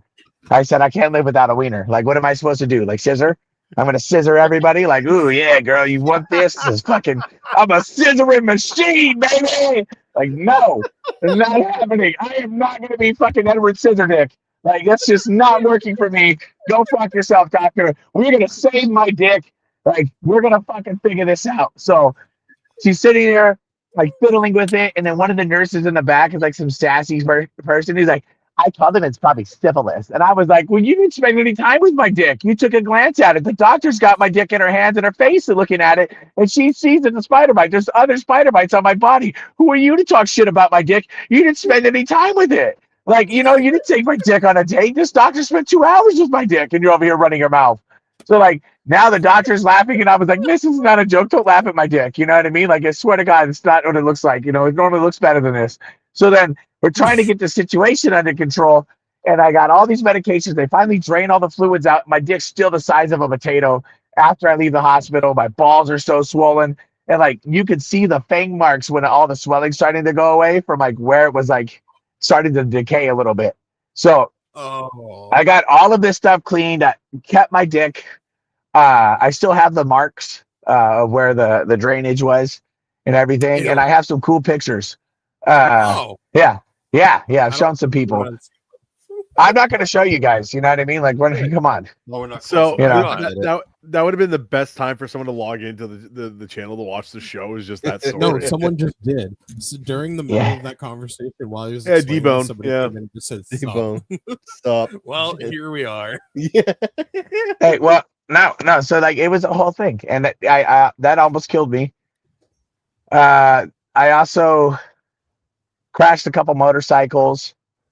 I crashed a car. I crashed my car that night too. After I left the hospital, after they operated on my dick, I lived in the mountains, and because of COVID, guys, I couldn't stay in the hospital overnight because, my criteria wasn't bad enough for me to meet any of the safety requirements to keep me.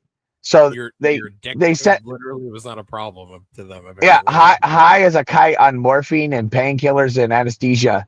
I drove my car home right into the side of the fucking mountain. What the fuck?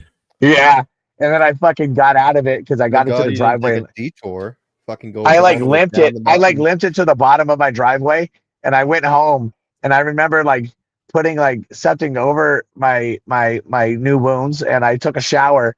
And my mom fucking is like texting me from we have two separate parts of the house, and she's like, "Are you okay? What's up? Like, what happened? Like, I heard you went to the hospital, this and that." And then I texted her back, "There's rice cooking in the microwave." And then she fucking texted me back like 15 minutes later, "There's no rice in the microwave."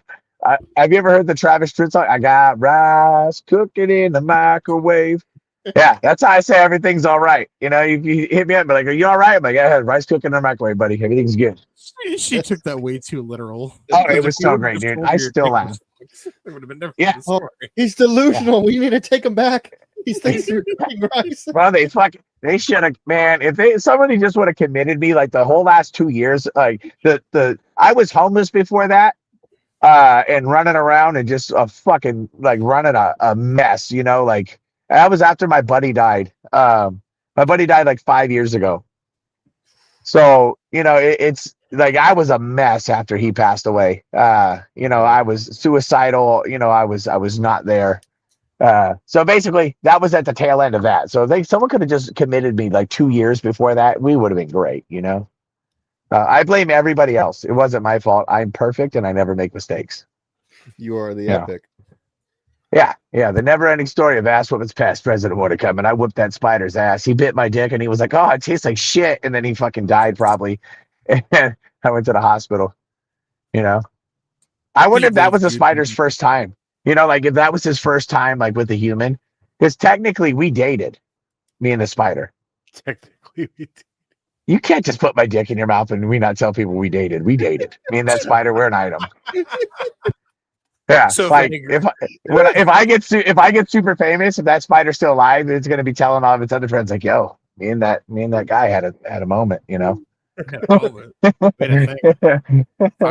sucked the epic's dick. Unfortunately, I only got fangs, but whatever. We're an item now. If you ever have a new girlfriend in your life, be like, "Yeah, I once had the spider suck my dick once." Like, imagine. I told my girlfriend knows every story about me, and she's just wondering why she still loves me. She's not phased at this point. Yeah. No, she knows. She's had people come up to her and tell her like, "Do you know who your boyfriend is?" Like when I went to Redlands with her, and I used to work downtown like bar security at like a pretty rough bar. You know, I'm a fucking nut. So she's like, "Why are we getting free drinks everywhere?" I said, "I'm a legend. You know, you gotta fucking ask about me, goddammit." You know, and she's like, "What do you mean?" I was like, "I've whooped a lot of ass in this city, and people still love me and respect me out here for all the asses I've whooped and kept the bar safe." You know, and she's like, "What do you mean?" I was like, "Well, if there was a fight at a neighboring bar and their security couldn't handle it, they would call our bar and they were like, 'Hey, send Doug over here right now.'" And I'd be like, "Where? Darby's on it." And I'd go, and like Superman would show up. I have Nickelback playing in my head. You know, I'd be like, "Oh yeah, that's right. I'm fucking here." People have Stone Cold Steve Austin glass break. No. Nickelback, bro. Nickelback Spider-Man album, Hero. Don't ruin it. Yeah. Don't you fucking ruin it, damn it. Chad Kroger, there goes my hero. I walk through the doors. Nickel song is playing, but yeah, that tracks. Yeah. I was thinking photograph or something like that. So it's no. And then, so like, we're on like our third date ever, and we're in Redlands, and she hears, I hear, "Where's Doug? Where's Doug?" And I'm like, I look at her and I said, "Yeah, they always call me when I got my superhero outfit on." And she's like, "The fuck are you talking about, you dumb motherfucker?" So I look at her, I said, "I got my fanny pack and my flip-flops when I do the most damage. I have my tank top, my fanny pack, and my flip-flops on." And I hear, "Where's Doug?" And I'm like, "It's over there at Clued." So I fucking go over there. And my friend's calling for me because there's a fight breaking out. And some guy has a gun, another guy has a knife, and there's a guy and a girl that are with each other. And this whole thing's devolving, and no one's doing anything. So I walk over there, flip, flop, flip, flop, flip, flop. And I said, "Hey." And I grabbed the guy's hand with the gun. So I yank it from him. And he's looking at me like, "Oh, shit. Like, you just took that from me." I was like, element of surprise. You're not ready for this. And then I tell the guy who had the knife, and he's in the corner. He like backed up into the corner. I looked at him like dead in the eyes. And I was like, "I will fuck you in that corner." And like, I was drinking, so like I didn't really know what to say at the time. So I told him, "I'll fuck you." And he was just thrown off like, "Oh shit, you gonna fuck me?" It's an odd response. The guy who had the gun is sitting there like, I'm so confused because I still have him by the wrist. And I'm like, "You better knock it off." The girl that was with the guy that those people were after was talking shit behind me. And I'm like, "I just solved the problem. Why aren't you leaving, you asshole?" You know, so I turned around and I tell the guy, because I didn't say this to be mean to the girl. I said this so she could be upset at me and like get mad at her boyfriend. So I told the guy, I said, get the fuck out of here. And he goes, no, this and that. I said, put a muzzle on your bitch. And then he's like, what? I was like, get the. And she's like, fuck you, motherfucker. She's now screaming at me. And I was like, good shit. Now you're not yelling at these people. And I turned to those people and I said, get the fuck out of here. And then she's yelling. The guy's grabbing the girl and everyone's telling the girl to leave me alone because I broke up the moment. So I'm like, good. All the attention's on me, and they're no longer focused on each other, right? Go. I fucking take this guy's shit, fucking scatter it, fucking tell him to get the fuck out of here, out of Dodge. And then my girlfriend's walking up behind me, taking her earrings off, and I'm walking back towards her. She's like, I'm like, what are you doing? She's like, I'm gonna help. I'm like, how the fuck are you gonna help? The fuck are you gonna do? You know what I mean? But like, there's the thing about Dominican women is they will back you up to the day. I found out, and now we're like, what, 3 years into this relationship? Almost 4. That's awesome. Yeah, and every time I try to leave her, she whoops my ass, and I get forced to stay home. You know, she grounds me. You know, I'm like, that's it, Jamira. I can't do this shit no more. And she's like, Coño, get up, sit down. I'm gonna cook you some food. Shut the fuck up. Go to sleep. You're not leaving the house. I took your keys. I'm like, all right. We'll be obedient like a good little bitch, and I'm just gonna shut up now. Okay, you're gonna cook this. Okay, I'll sit here, I guess. Yeah. You know what's funny is if I tell people the stories about me and Redlands, people will say it's not true. If you talk to some of the bartenders that are still working down there, like the people at the boiler room, they'll be like, nope, Doug's a fucking legend. Okay, because like I basically was like that was back when I was drinking. So I had no fear. And I didn't think I would just walk and do shit. You know? Now that I'm sober, you couldn't get me to do half that shit. I'd be like, hey, go fuck yourself, you know, like yeah. I gotta go home. You know what I mean? Like $25 an hour is not good enough to keep me here. You're like, yeah, man. Wapner starts in 5, so you know. Yeah, and I'm just honestly, I'm so lucky somebody didn't put my dick in the dirt. You know what I mean? Because like it's only a matter of time until somebody gets your number. And I was just really blessed and lucky because it's, you know, like it's not like I could fucking take on the world or whatever it is. I just was dealing with smaller people, and I would, you know, I'm 260 pounds, and this is the smallest I've been in a long time, right? So when I was that big and I was a lot buffer and stronger, you know, dealing with an average sized guy is a lot easier to overpower. It's not like I did anything special. I just want to throw that out there because I know people are going to hear that and be like, he thinks he's the shit. I'm like, well, I am, but Jack is shit. It's like, I wouldn't want to fuck with you. Nope. No, that's I have the muscles because I put a garden hose up my butthole every morning and I just fill it up until the water leaks out my nose. And now I just like, I don't let it leak out anymore. I just kind of cap it, you know? There's a drought. There's a drought in California. You can't use that much water. What was the wrestler that apparently Shawn Michaels was trying to give him fucking fucking steroids in the butt and he couldn't do it and he's pushing it as hard as he can and he just pulls it out and hands it back to him and goes, buddy, I think you're full. Oh, I don't know. But that sounds like that. Wasn't that Bulldog? It might have been Bulldog. Yeah, you know, if guys want to shove things up each other's butts, you know what I mean? Like, you shouldn't be telling the internet that, you know? And like that era of wrestling, they got to do all the steroids and all the other stuff, and they got to get away with it. My generation, we got to be clean. We can't do this. We can't do that. Well, I mean, they also all died at 35. So exactly. Yeah. Shawn Michaels is still alive and kicking. And if they haven't died, look at the ones that did do steroids and now is often and they look like a fucking mess. Yeah. Okay, I want to actually advocate for the steroids on this point. The people that died early didn't die from steroid abuse. They died from cocaine abuse. It was the 80s. That's probably true. Let's think about this. Painkillers, cocaine, and steroids are a terrible thing to do to your heart all at the same time. That is very true. Look at Arnold's era of bodybuilding, and the people that didn't have drug problems lived very long, fruitful lives. The people that did steroids and cocaine did not. Yeah, that's true. I'm just saying. That's why Arnold's still alive. You know, like I don't think that TRT is a bad thing. I think it's actually very useful. You know, that's all I'm gonna say about that. You know, and there's other things that people can take nowadays, not like abusing SARMs. Well, if you don't, anything with moderation can be decent for you. Well, not cocaine. no Well, matter yeah. how much you moderate that, it's not good for you. Could be. But certain Yeah. testosterones and shit like that, I've heard had like massive success and shit like that if you take it in moderation. Yeah, there's certain things out there that are very healthy for you, like that could clear your lipid panel. You know what I mean? That are quote unquote illegal. Yeah. That aren't steroids, but they can help you with your endurance and all kinds of shit. Like, and they're very good for you. I've actually, when I was in my height of bodybuilding and powerlifting, you know, it's not like you can do that naturally. That's how I got up to 300 pounds of abs, right? Yeah. There were certain things that I took that helped fix my lipid panel, and there were certain things that I took that helped regulate my heart. It made me healthier. My health Right. didn't decline until I was, you know, in a massive depression and not doing anything to help myself, you know, depression, drug abuse, alcoholism, all of that stuff mixed together. You know, that was when I had the worst health, and even now I've recovered completely from it. You know, there's certain things. Yeah. Yeah. I get the depression and alcoholism thing. Trust me. Yeah. I think a lot of us Yeah. get that. Yeah, Sadly. to me, I don't condone drinking, and I do drink from time to time. I'm always honest about that, but I advocate for sobriety, absolute sobriety. I wish I was strong enough to do it, you know, but I fuck up here and there, Yeah. you know. Yeah. It's But like, I don't drink. Yeah, I won't drink 2 days in a row. I have You an just- absolute rule against that. Yeah. You I'm just said lucky it a if I can second drink ago. once a Anything in month. moderation is fine. You can sit down and have 2 beers and be okay. Like, but you know, slinging back If you're getting half a bottle of trashed, I was rum. gonna say, if you're getting trashed can't every fucking moderate. night. I can't moderate. If I have one beer, I have them all.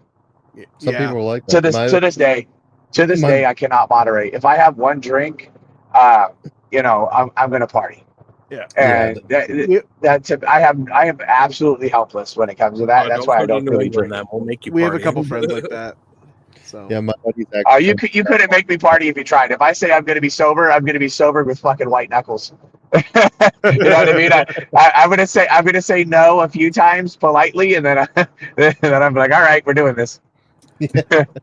Hot takes. Or if you get me to drink when I said no politely a few times, good luck when fucking Mr. Hyde comes out.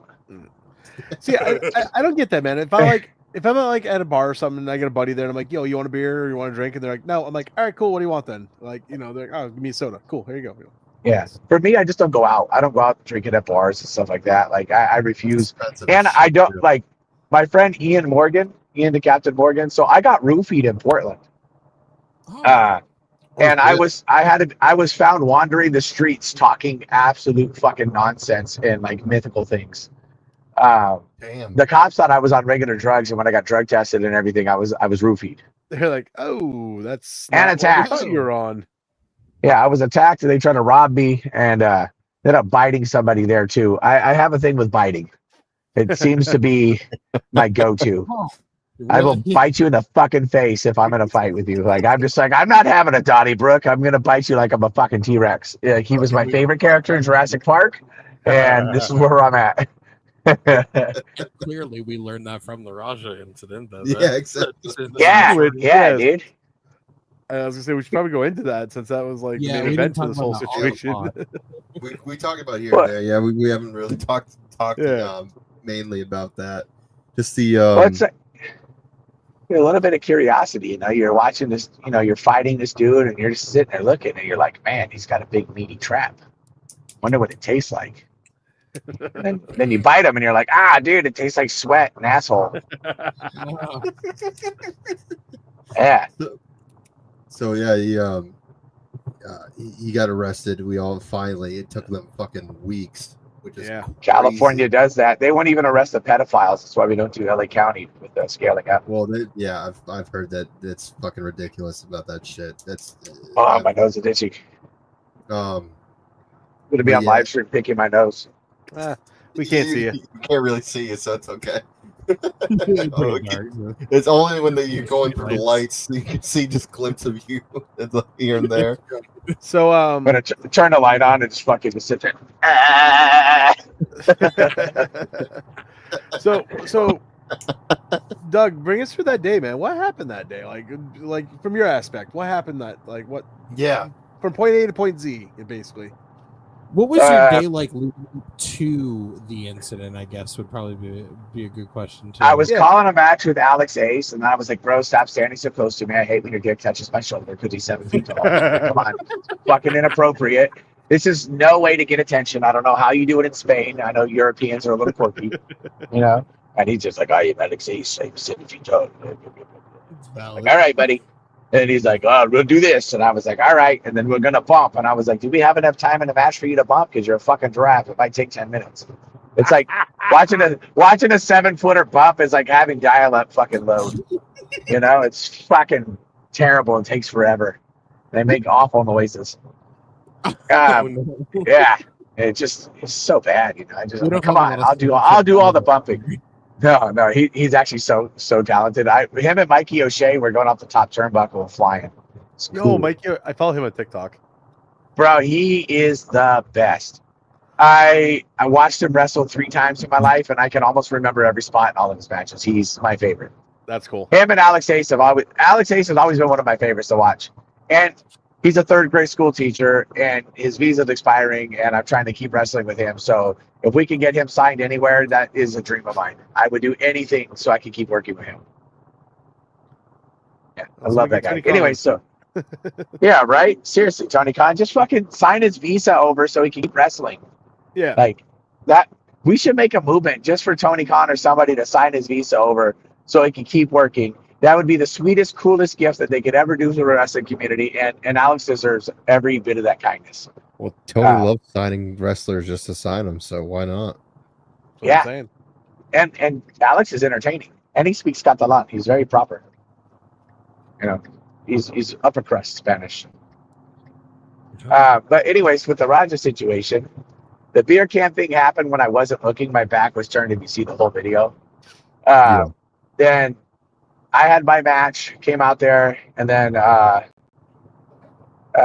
fucking the booker comes over to me and he goes, "Hey, there might be a terrible incident." Or no, he said, "There might be an issue. Can you just make sure everything's safe?" I was like, "Well, what's the spot? What's happening?" "Well, I don't know." And he goes, "Did you see what happened earlier?" I said, "No." He goes, "The whole beer can thing tells me about it." I was like, "Why the fuck would he do that? If you hit me with a beer can, I'll fuck you up." And I was like, "Oh shit, that's not good." You know, and he goes, "Oh, they apologize?" I was like, "Oh, so they apologize?" And he goes, "Yeah." So I was like, "It's fine?" He goes, "Yeah." I was like, "Okay, so it's not that big of a deal." Right? So I go out there, I talk to the security guy. Security guy goes, "I don't know about any spot." Not to cut you off, but it kind of seemed like in that video with Raja, when after it happened, and then I called him Cowboy Cuntface. When Cowboy Cuntface was the term. When they were talking about, don't even mention his name because he thinks that people are clout chasing. You have to have clout to chasing, you fucking loser. When they were talking about receipt, it kind of felt like this scenario was planned, where this incident would happen, because like Stu even said, like he saw the camera, he thought they were doing an angle, whatever. It kind of, for me, kind of felt like maybe there was a conversation beforehand that saying this guy's going to show up, we're going to get some heat and whatever for this match. So when they were talking about the receipt, it kind of felt like, oh, so you expected this to happen with Stu, and we're now going to go off the rails, basically. I don't know about if that was expected to happen, but I do know that fucking dipshit had a prior issue, and Stu gave him a car, and he never paid for it, and him and Stu had a problem over that. Stu also gave him a place to stay when he was homeless, took care of him. So this fucking moron, for him to say that he's a fucking idiot, make sure you give him a receipt. Remember what a receipt is? Tag his shit. Give him a real one, whatever the fuck he said, right?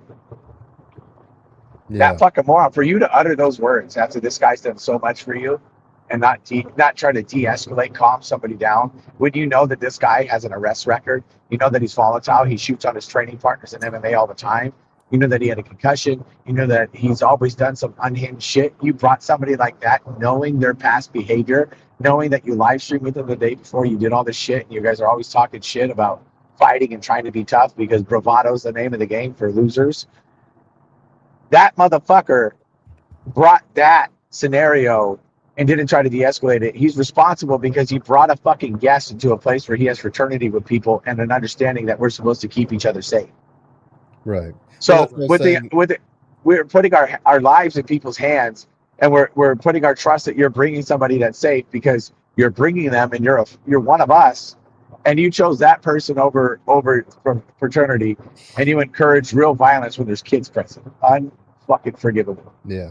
Well, that's what I'm saying. It's like that's why it kind of felt like this was like something that either like had a grudge against him or whatever, because it's just that scenario happened, and then it's like oh, you give him a receipt. You remember how I told you about receipts? Like, why the fuck are you talking about receipts to a guy that's just showing up? It's like to me, it kind of felt like that. Oh, this is a scenario that he was hoping that would escalate, and then this would happen. Type. Yeah, shit. I don't believe in coincidence. So the fact that it happened and there was a prior issue, I don't believe in coincidence. So you did what you did. You didn't do anything to de-escalate. You ran away like a coward after the event. The family told you to leave when you tried to show up to the fucking hospital. Then when you showed up to the hospital, you walked over to Elias, the young kid. You tried to pull him off first, and you said, "What was the spot? Oh, that's weird. Why would they have an MMA guy in there with a pro wrestler?" His exact words. Oh my god. Already trying to dodge what he did. Yeah. Oh my gosh. So Yeah, you're already setting up your lies. Well, So the fact, yeah, just not only that, he like completely backtracked. He was like, like when he was on the I can't remember who's whatever talking about it. It's like, oh, I was like, I had no control of him, blah blah blah blah. And it's exactly like you said. You knew all this shit. You're friends with this guy. You knew that he had concussion. You knew that he would just go off the rails, and yet you still allowed this shit to happen. yeah. And then you're already presetting your lies. You lied when my buddy Alex asked him, "Hey, was that you on the phone with him? Was that you on the phone using the N-word? Was that you? I heard your fucking voice. I would never use that word. It's against my culture." Goes on CT Fletcher's podcast. It's me, Andre. My life is ruined. It's on Raja's kick before it got taken down. Yeah. It's on the video. Yeah, I know. The other part of that too is this fucking dipshit was on CT's podcast saying kayfabe is dead. Then he's on JBL saying that he believes in kayfabe. You know, there's so much that goes into all of it. But in trying to run away from and setting up all of these things and just constantly lying, you know, like that's what makes me believe that you're a part of something when you lie. And you haven't apologized or done anything to help take accountability for any of the fucking behavior or actions that happened. Like, what a fucking coward. And because he hasn't apologized, because he hasn't taken accountability, because he lied, now Rampage is talking shit about Stu. Stu's family is getting harassed. Rampage is getting harassed. Two parties that need to be healing and focused on dealing with the situation are getting outside heat from people not involved in a situation because somebody's fucking lying about it. Yeah. How fucking terrible of a person are you where you can't take accountability? I had to tell my 14-year-old little kid, he's not my kid, but my friend Vera's kid, right? But I love this kid. I love him to death, and he's impressionable, and he looks up to me, and he looks up to my friends, right? And I have to tell him, Eli, look, little man, like, if you fuck up in life, you have to take accountability, no matter how bad it is. And I said, it starts with the little things. Your mom asks you a question, you lie to her, you're skipping accountability. Always own things in life. You have to learn to take accountability early and often and always, or when big things happen, you're not going to take accountability. Now you can't heal. You can't grow. Right. The people that you hurt can't grow. Nobody can grow and heal from the situation because you're gatekeeping that by lying. I had to explain to him this whole scenario based on this fucking asshole, and that kid had to watch the whole Raja situation. He watched the whole incident.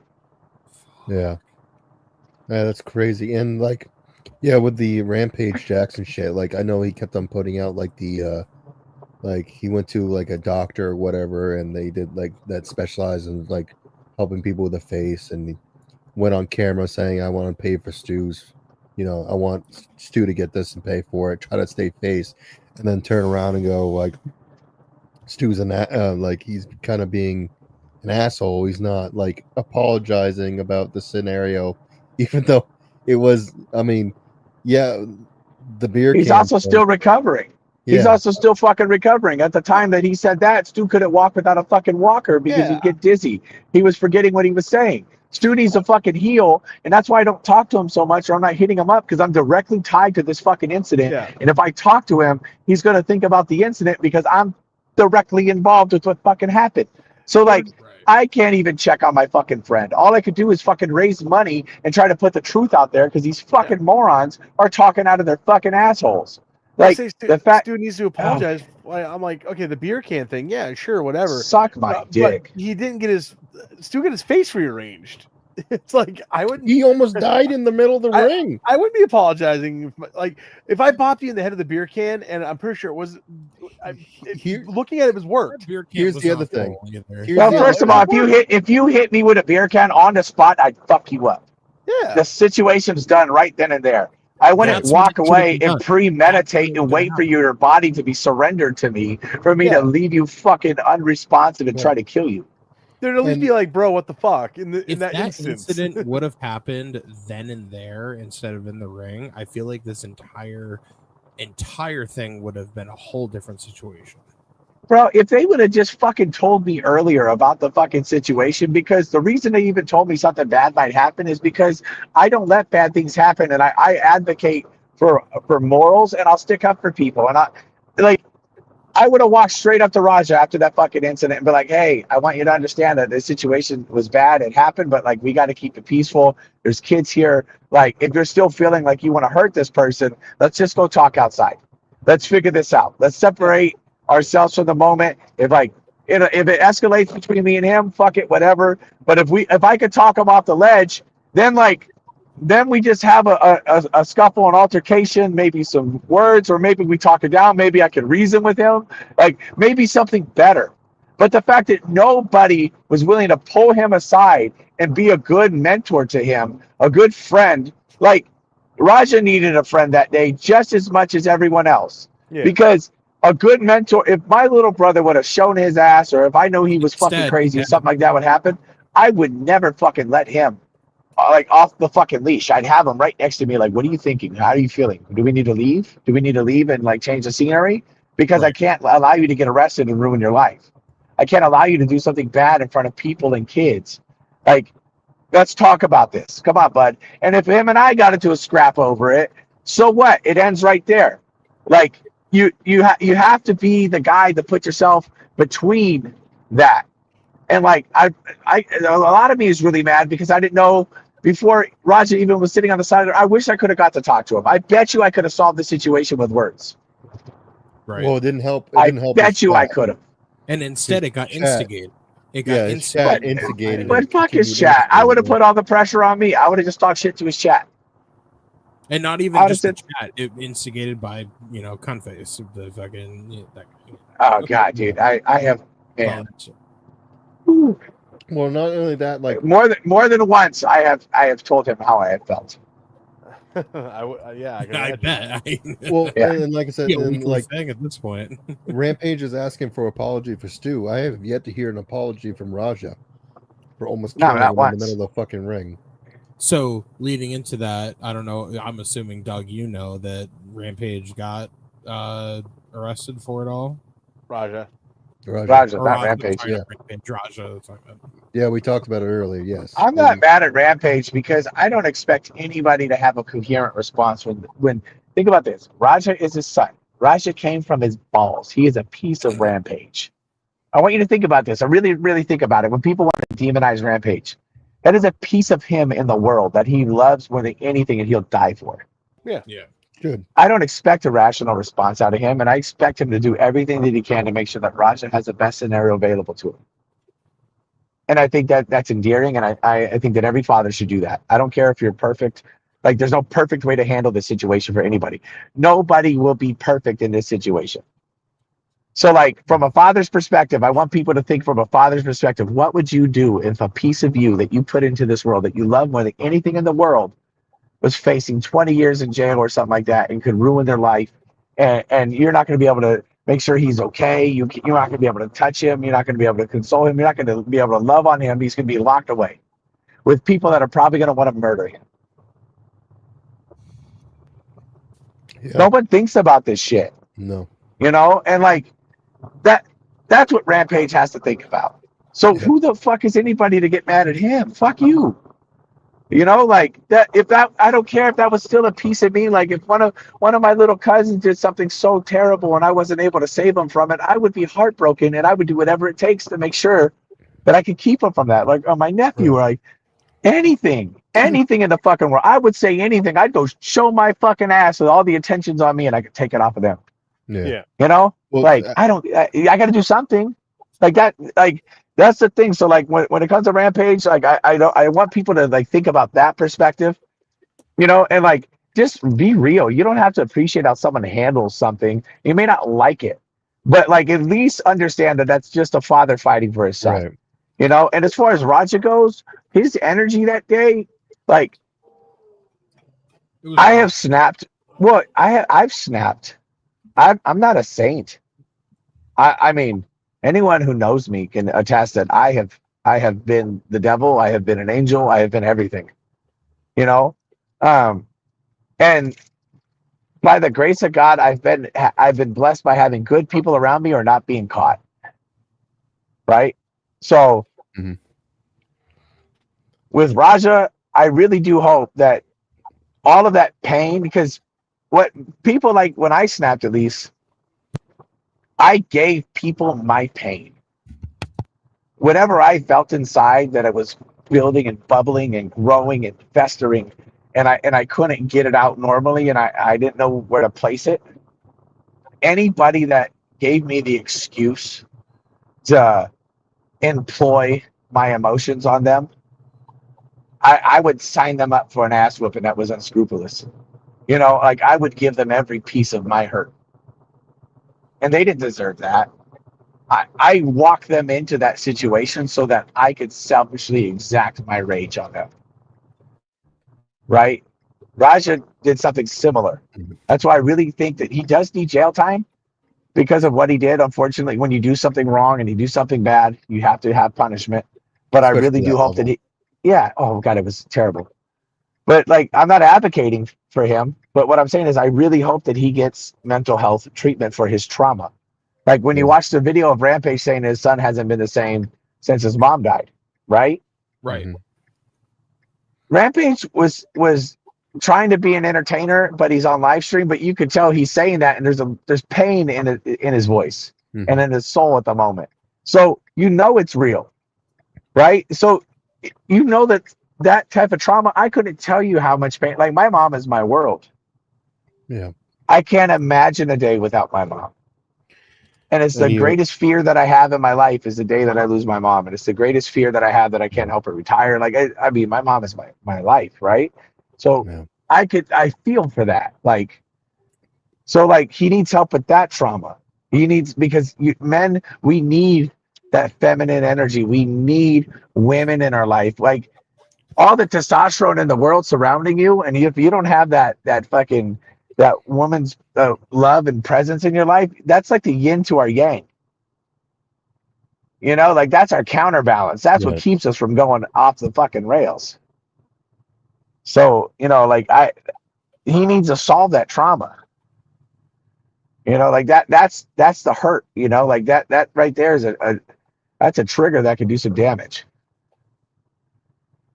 And so like that's I was gonna say, and also had the you know, on the live he was talking about like no one's gonna see me as a bitch, shit like that, and probably that, you know, obviously doesn't help that the you know, if going walking in his dad's footsteps. Yeah. You know, there's obviously something there with his dad, like maybe I don't know, like with the one parent gone and if your father, you feel like your father's talking down to you, probably isn't really a good scenario. You know, like good headspace. Yeah, but his dad's a fighter. You know, that type of love is he wants to toughen his son up towards the world. Like dads are supposed to harden you up. Like the dad is supposed to take you into rubber and turn you into like titanium. You know, or mold you from rubber to titanium. Like that. the dad is supposed to make you harder, because life would never be fair to you as a man. Nobody cares about your feelings. Yep. Nobody cares if you had a bad day. Nobody gives a fuck if you're poor. If you're poor as a man, men make fun of you. If you're poor as a woman, men take care of you. Somebody will take care of you. What I'm saying is like, and I know it sounds shitty to say that, but like, think about it. Like, nobody gives a fuck about men. Nobody cares about men. 100% true. Nobody ever cares about a man's emotions. Oh, suck it up. You're a bitch. You got to take care of it. You better get it together. Like, you know, but we have emotions too. And if they're left unattended, like, we're fucked. We're fucked. Like, that's what I'm saying. Like, Raja needs that. Like, he's missing that component where somebody gives a fuck about his emotions, because men don't care about other men. He's surrounded by way too many men. Like, you know, like even the studies that have come out where they talk about like men's psychological health, or people that have walked in men's shoes. You know what I mean? Like, they went from like women who wanted to try to be a man, right? Like walking or became a man and try to like hold that, or they do the experiments. They find that it's so depressing to be a man because nobody gives a shit about you. You lose friends. Right. You know what I mean? Like everything, like the world's cruel to men, you know? So that's what I'm saying. Like, I think he is a poster child for unvetted men's mental health. You know, that's where I'm going with that. No, that makes sense. Yeah. You know, he needs some love and caring in his life, and he needs to work those issues out, and he needs to find it within himself. Not like he doesn't need it from everyone else. He needs to learn to love himself. Like, and that's where like moms come into play. Moms help you find that love for yourself. You know, moms are the people that they give you the, you know, it's gonna be all right. You know, like this and this and this, and like that extra support you need in times that you're weak. You know, you tell your dad like, oh man, life's fucking suck. I'm struggling, this and that. They'll be like, I don't know, bud. You got to figure it out. Like, I don't know what to fucking tell you. Right. You know, it's just a different dynamic. Yeah.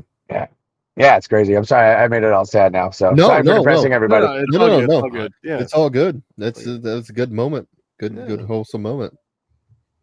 I'm texting my girlfriend that I am here and that she needs to move her car so I can park. Well, no, I can still talk. But I'm just, are you sure? Because I said I don't want to keep you more of your time. I told you an hour, and I enjoy these conversations. Okay, yeah, 2 hours. Yeah, we're over 2 now. So we're over 2. No, I've been driving the entire time too. I know that's the crazy part. It's like, damn, you're that far away from work. Holy shit! Or well, no, I was in my work. I mean, I was not in my work truck. Yeah, you were. And then I I was in my work truck, the Ford F-250 that I drive. Yeah. The Ford. Yeah. Yep.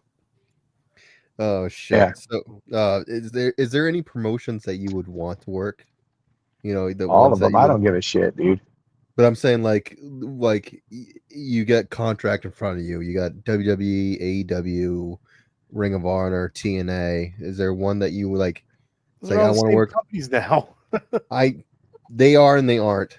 You know, is there one that you like? You're kind of like, this is my dead set, or would you rather just, you know, spend your time in the indies? I know there's guys like that. Like, I know I'm never going to be signed by WWE, whatever. So, you know, I'm enjoying my time on the indies, trying to hit as many states as possible, shit like that. MLW, NWA. My tattoo artist tattoos Billy Corrigan's lawyer. Oh, that's cool. Yeah. And I've been on podcasts with quite a few people, and I've been in talks with certain things.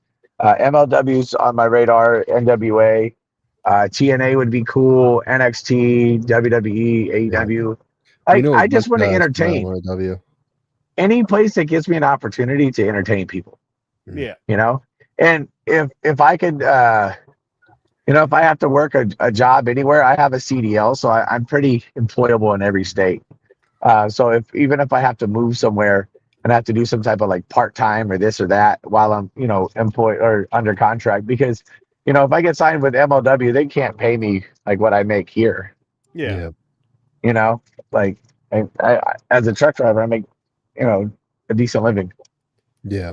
Just not in California. You're still poor in California. Yeah. You guys know.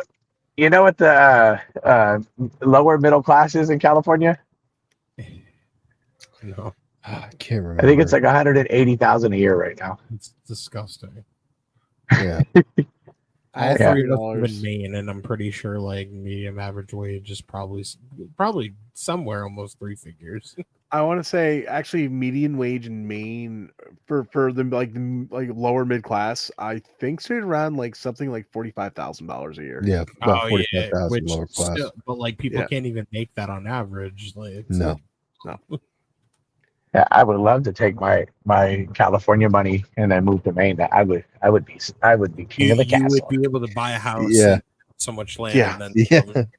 Maine. See, here's the thing about Maine. Like the only shitty thing about Maine is that you got to deal with the 4 seasons, and depending on who you are, where you are in Maine, your winter is basically year round. I love the fact that we have seasons in Maine. You know what I hate about Maine? Driving fucking Maine. To get Just out of the driving. state is at least 3 hours. I mean, To get out of the state. both me and Kat are truck drivers, so like we Yeah. understand like the driving. It's just driving. It's Why is it hard to drive out of Maine? Is it just one freeway? It's a giant state. The roads are garbage. There's no. the roads are garbage. There's no Roads- safe A roads. giant? I don't want to hear about giant state. I live in California, asshole. We have more coastline than you, by the way. No, our roads are I shit. said we have more coastline than you, by the way. You have more coastline than us? Maine actually has more coastline than California because of the way Maine's shaped. Yeah, it's Yeah. kind of It's funny. the shape. But no, just That's Maine hot. is- No, Maine it's is just kind of yeah, because of how big Maine is. It literally you could take the rest of New England and put it into Maine. So like I used to live in northern Maine, and I'm talking like the top of the state. Googling this. For me to go from northern Maine, He's proving you wrong. are you googling me? No, I'm right. not to prove you wrong. Yeah. It's like when we know when you get curious, Yeah. like, and you're like, shit, I might be wrong. I'm not one of the people that wants to argue with you. I just want to see it for myself. Oh no, that's legit. No, I used to live, to finish the story, I used to live in northern Maine, and for me to go from my hometown in northern Maine to like say New Hampshire was 8.5 hours. 8.5 hours. Yeah. It's Oh, gross. fuck that. Yeah, Oh, dude, yeah. Center Maine is Bangor. So far, It's so big. It's like oddly big. Yeah. It's a weird shape because there's not all the towns, all the major Or on the East Coast, population or on the East Yeah. part is of the it. bottom half of the state. The top half of the state is fucking nowhere. Is no man's land. You literally It's it becomes Potato fields and it boots. becomes numbers at a we certain have- point. we have There's towns no that are towns. townships. They're just numbers. I call those the droid towns. the clanker towns. No, the droid towns. Seriously, like TR-18, it's a droid. But yeah, Yeah, Bangor is Detroit. the center. Bangor is the center of Maine.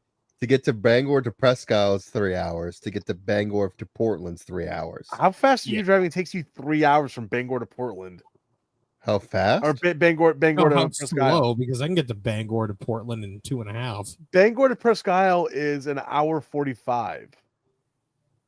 To Presque Isle? Yeah, From Bangor is hour Yeah. 45. How Hour fucking 45 fast to- are you driving? about 85 miles an Motherfucker, hour. don't Hey, 2 hey, hours to person. Holton. Hey, it takes me 8 hours to go to fucking like middle Southern California to like middle Northern California. I don't want to fucking hear it. Yeah, You also got California is- traffic. I mean, it's You most of the got West shit Coast. traffic so- though. at the same No, time. even if I take the 5, even if I get in my truck on a CDL trip, it'll be like a 9-hour drive. If I'm in my car, I could probably get it in 6. If I'm on my motorcycle, I'm gonna get pulled over the entire fucking time, so I won't even try. Yeah, fucking cops see me on my motorcycle, they're like, "Oh yeah, fuck that guy," and I pull over every time like a dolt. You know, like what a fucking moron I am. Like, Like you I got- could have run. Huh? It's like, do you got shit to do? This is like the 3rd time. Like, Bro, leave me yeah. alone. Bro, I got pulled over by this fucking cop, and he was like, "You know how fast you were going?" And I was like, "You know how fast I was going?" And he was like, "No, but you fucking flew around that Charger, and I had him clocked at 100." And I was like, well then we're at a fucking standstill, aren't we? And he goes, "No, because I have it on camera because I was gonna pull the Charger over, and he flew past both of us." And I was like, "Well, who told you to hide?" You're just like, well, you know. Bro, I was yeah. splitting lanes, and I just came around, and fucking, I just was going in and out of the carpool lane illegally because I don't give a shit, and I just fucking like just gassed it, and before I know it, I'm like going 130, and I look, and I'm like, I just passed a cop. Yeah, Yeah. lane split Yeah. is in California, right? Oh yeah, it's legal. Yeah. Yeah. But like you can't exit and enter the carpool lane when it's closed off. Right. I do that when I'm listening to certain songs. Like I don't know what it is about it, but "You Could Be Mine" by Guns N' Roses. If that comes on my radio when I'm driving, I will look down and I will be doing 120 miles an hour. It's admirable. Something about that song. I don't know what it is. You have a bike? No, just in my car. I have a motorcycle license. I have yet to get a bike. Chilling on a bike See, I don't even have a motorcycle license. I ride dirty as shit. I don't give a fuck. Nice. Yeah, I get on my bike and I'm just like, let's fucking go. It's a fucking French toast and I just speed. Yeah, Where's your license? Yeah. You need a license for this? yeah, bro. I mean, no, I have a license, guys. I have a license. Yeah, 100%. Yeah. Yeah. Oh, Yeah, yeah, I totally have a license. No, they took it off when I got my my CDL because they knocked off my endorsements. Okay. So I have to re-get it. And then right now my hazard lights won't turn on my motorcycle because I ran through a fucking car mirror. It was either hitting this car or a box truck. So I blew through this car mirror and it hit my fucking throttle, like the throttle assembly. And for some reason my hazard light button just got jammed in there.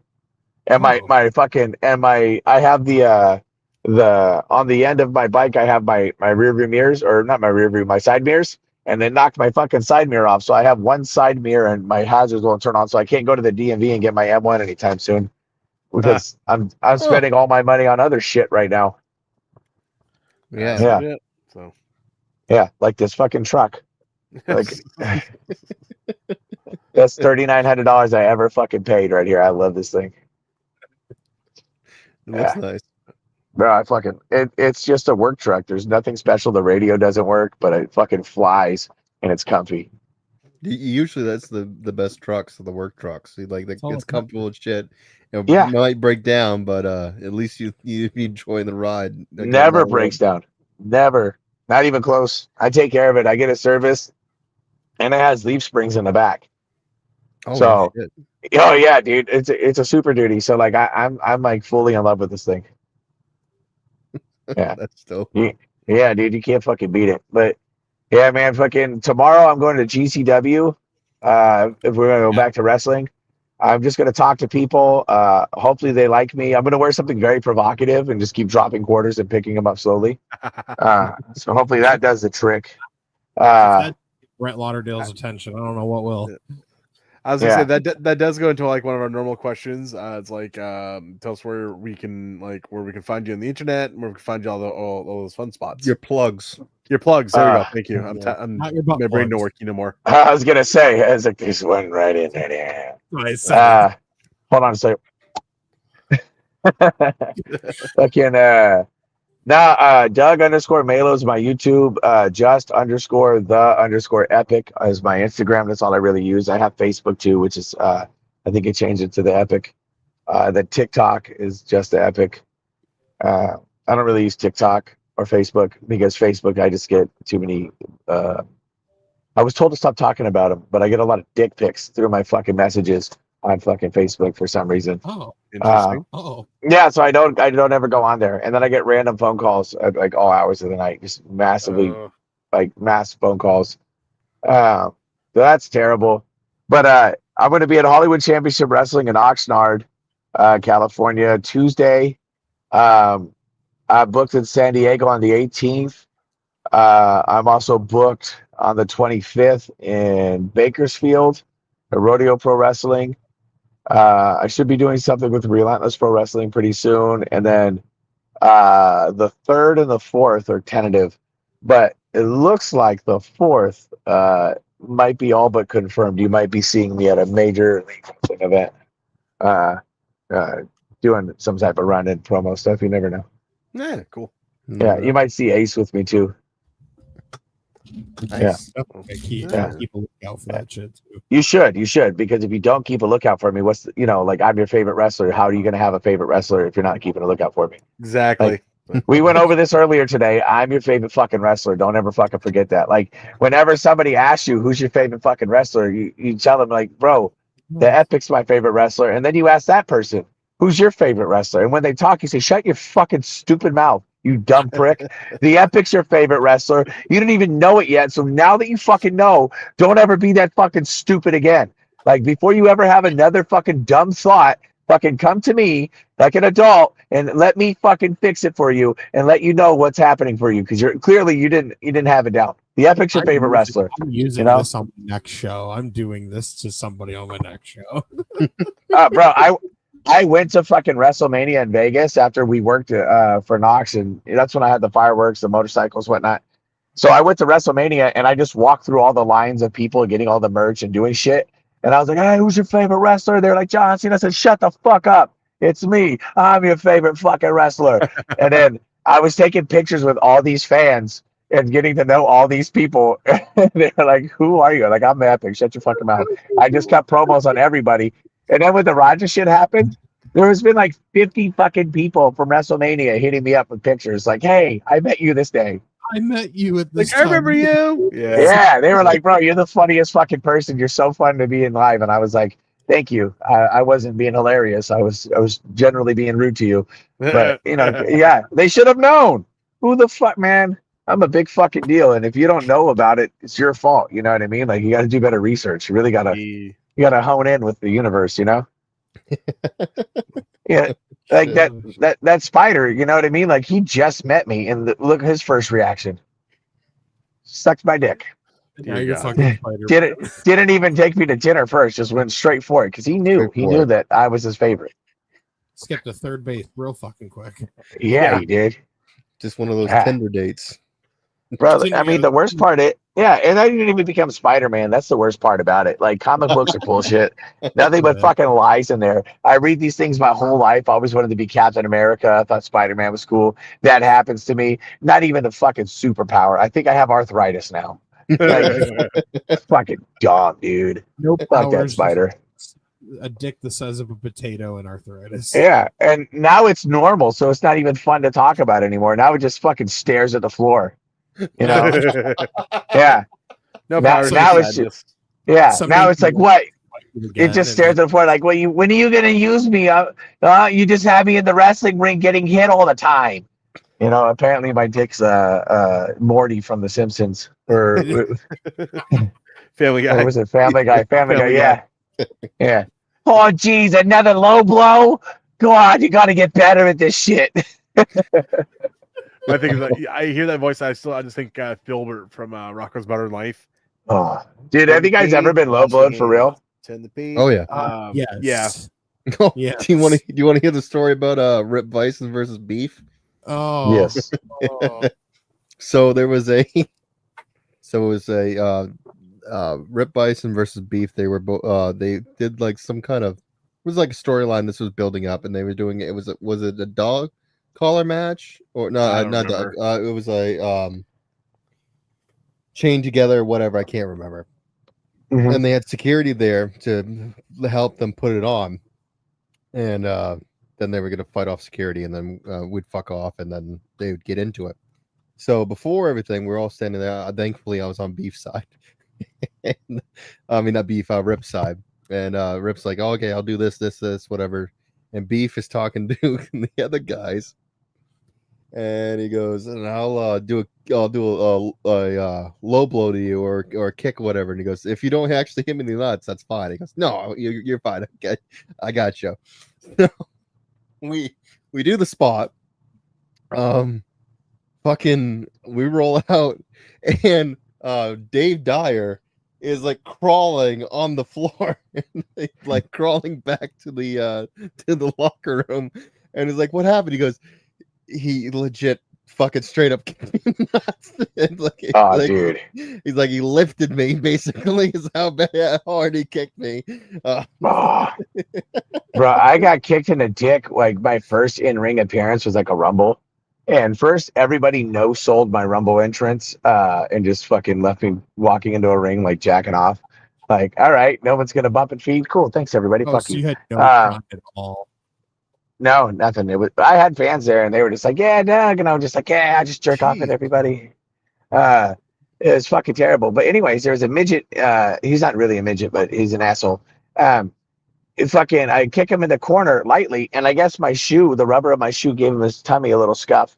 So I was doing something with him, and then I'm no selling his shit because he's 5'2", you know, and like I don't give a fuck. So I turn around to do something, and he full on toe punted me in the balls. And like I almost vomited. He hit me so hard. Dear Lord Jesus. And like I'm sitting in the fucking corner and I'm like trying to catch my fucking composure. I'm mad. Like he went to do something. I like punched him in the shin, and like fucking he like wanders off like I think I'm in trouble. And then dipshit, who I don't really want to talk about or sell, the one that gassed up the whole situation, does a fucking like rolling it's not a rolling, what's that, like that diving spinning kick to the corner, and he has combat boots on, and he's got gangly fucking body that he can't control, and his fucking steel toe, or the heel of his fucking steel toe boots clips me, or like full flush kicks me in the forehead. The guy that was sitting on my lap at the time, I picked him up and threw him to the other side of the ring, and everyone knows it came from my friends group that I'm out for blood. And then here he is, hey bro, calm down, push him off me. I'm like, get the fuck off me. Like I'm about to go full on fucking murder mode. And I'm sitting there walking out of the fucking ring, and I spit a little throw up out, and I'm sitting there because now the ball shot is coming back to me as my adrenaline's pumping. I'm just sitting there like, I can't fucking believe this, bro. Like legit almost shit my pants from getting kicked in the ball so hard. Oh, no. Yeah, like I was like fucking like queefing out of my ass, like trying to fart, like fucking my balls. I can't think. This is too much. Butthole's just fucking sputtering and puckering everywhere. I'm like, I can't believe this. Who would do this to me? Sounds like it's shitty because we get the same thing, but it seems like yours is like a really worse situation. Just a lot of people have fucking egos, thinks they're the fucking 6-foot giant that doesn't bump for anybody, whatever. Like my style is like usually smaller guys, like whatever, same way. Like it's good. I'll still bump for you, but you gotta give me a little bit before I do whatever. If I got in the ring with you, you're fucking throwing me around. Yeah. Well, I'm not gonna. Yeah, it's like I'm not bumping for people that don't have that don't look violent and don't have a lot of muscle, unless they do a shit ton of stuff, unless we tell a really good story and it makes sense. Right. Because like, why would I bury myself to the audience that came here to see Big Scary Monster Guy, or fully like my personality is eccentric and crazy. Like Deadpool is basically my personality. Perverted, absolutely violent, and thinks everything is funny. That's right up my alley, Like the more rational side of me is very empathetic. I cry a lot. I'm a little bitch inside. But like my ring work is the other side of me that's that, right? Mm-hmm. So I get into the ring with people. They want to see this crazy guy do crazy shit. They don't want to see me bump around for somebody who's 5'6" with a beer belly. Right, exactly. You shouldn't be bumping around. 5'6" with a beer belly. Yeah. Oh yeah, that was our heavyweight champion at Knox. He was like 5'6" with a beer belly, and had to put himself over every match, and wanted you to. He's like, he wants to hit me with a snapmare and expects me to roll. It's like, if you try to give me a snapmare and you're not strong enough to give me anything in real life, I should have just pushed you forward. Yeah. Right. But like, no, if I would have done that, I never would have got booked again. Right. So it's like, that's why I'm kind of happy to go out into the real world with people that have rational conversations. Like when that guy I did the suplex on, Oak, in the middle of our match, it was actually very funny. If you guys watch that, I'll send you guys a full clip. If you want to see something funny, I'll slow it down. The ref kind of shot on us in our match. It was doing way too much and taking away from our match. And Oak and I were talking in the middle of the match. He was like, get the fuck out of here. And he's telling the ref. So I grabbed the ref by his hair, and I fucking grab him, throw him by his hair across the fucking ring. I'm the babyface too. I was just like, fuck this guy. Fucking, yeah. Because like, I don't want people interrupting my matches and doing crazy shit anymore, Especially a ref. So Oak and I started talking more because that kind of like took our feng shui away.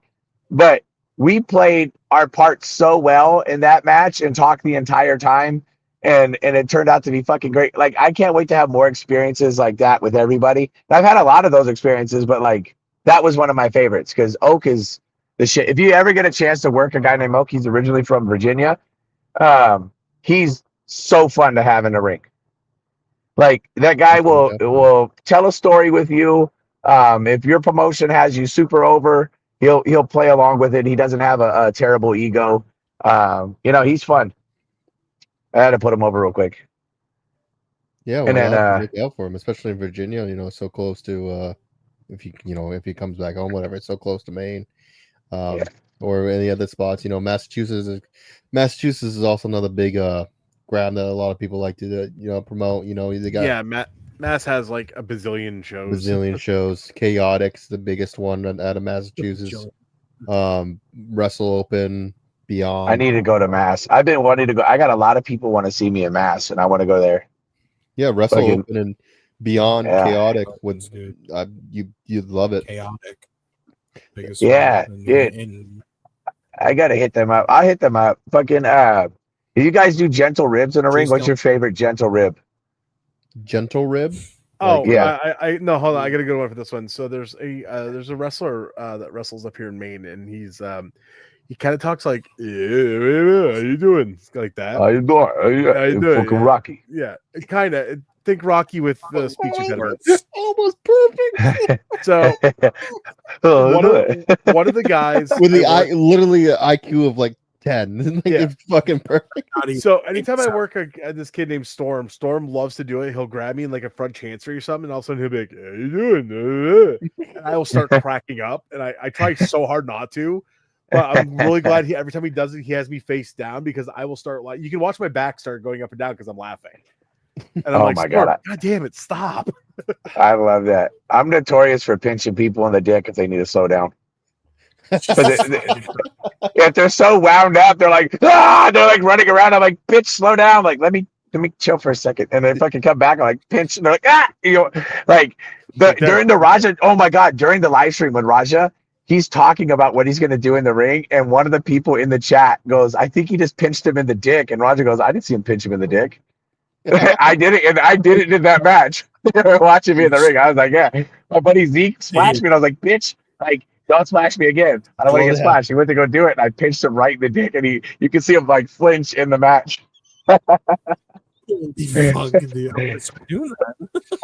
it's hilarious because it gets people to rethink and calm down immediately.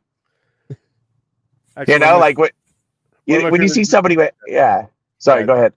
I was just gonna say, just speaking of blowing them, being hyped up. I joke on my entrance almost like when I come out for my baby entrance, I'm like, and I get to the ring and I'm like, oh God, okay, shouldn't have done that.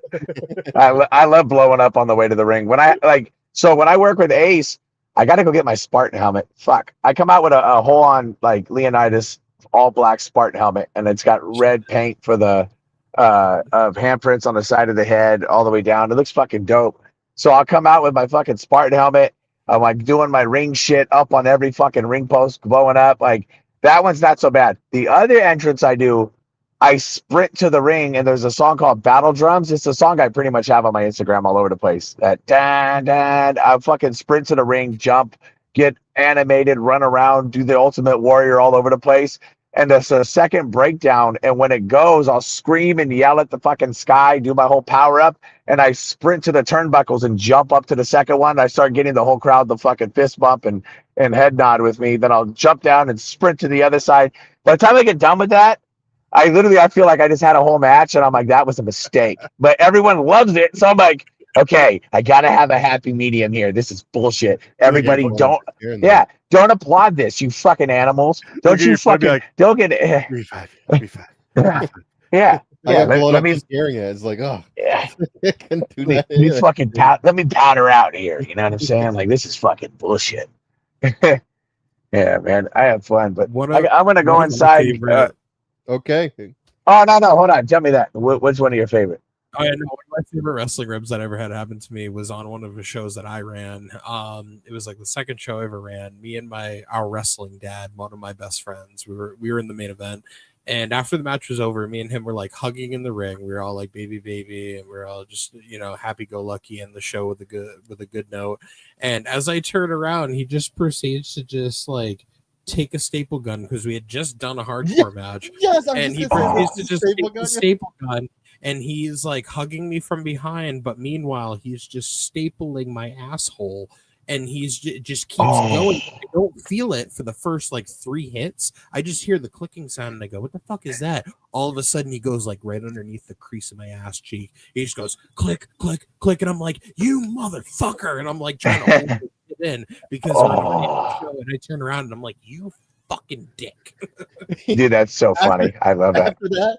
After that, he was going up to conversations, just having conversations with people when it's just on right next to him, and he'd wait for them to like look towards the other person that's talking, and he'd just staple him right in the chest. Yeah, no, I got mine in the shoulder. Oh, dude, I And fight over that. I like, hate staples. you motherfucker, you stay away from me. I've been seeing you doing this. You're not doing it to me. Yeah, hell no. Hell He's no. like, he's walking around like, hey, Nix, what? Staple. I'm like, son of a bitch. You know what? You know, it'd be really funny to do if we fight. I would be down to do this with you guys too. Speaking of just because we had a fun conversation. You ever see the dog shot collars? Yes. Yeah. Yes. Everybody put a dog shot collar on, and whoever makes the most noise gets shocked. And then we'll do a gimmick where the fucking manager has the fucking collar. We'll give somebody one with a remote start, and like we'll have the manager like flirting with the crowd, shocking somebody randomly, even though they're not talking, because then the other people, while they're getting shocked, that have a hard time not laughing, and this thing's just gonna break down into a shit show. Oh my god. I would never be able to a match doing that.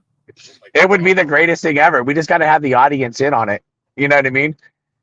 Because yeah, I don't know. I've always thought about doing it because as far as like, it's not about being hardcore. It's just that's entertainment, like in its pure sense. And then ripping off the shot collar to have it go into a fucking schmodge DQ, and then you can bring out the gimmicks like the chairs and have it fucking you know, Right? Yeah.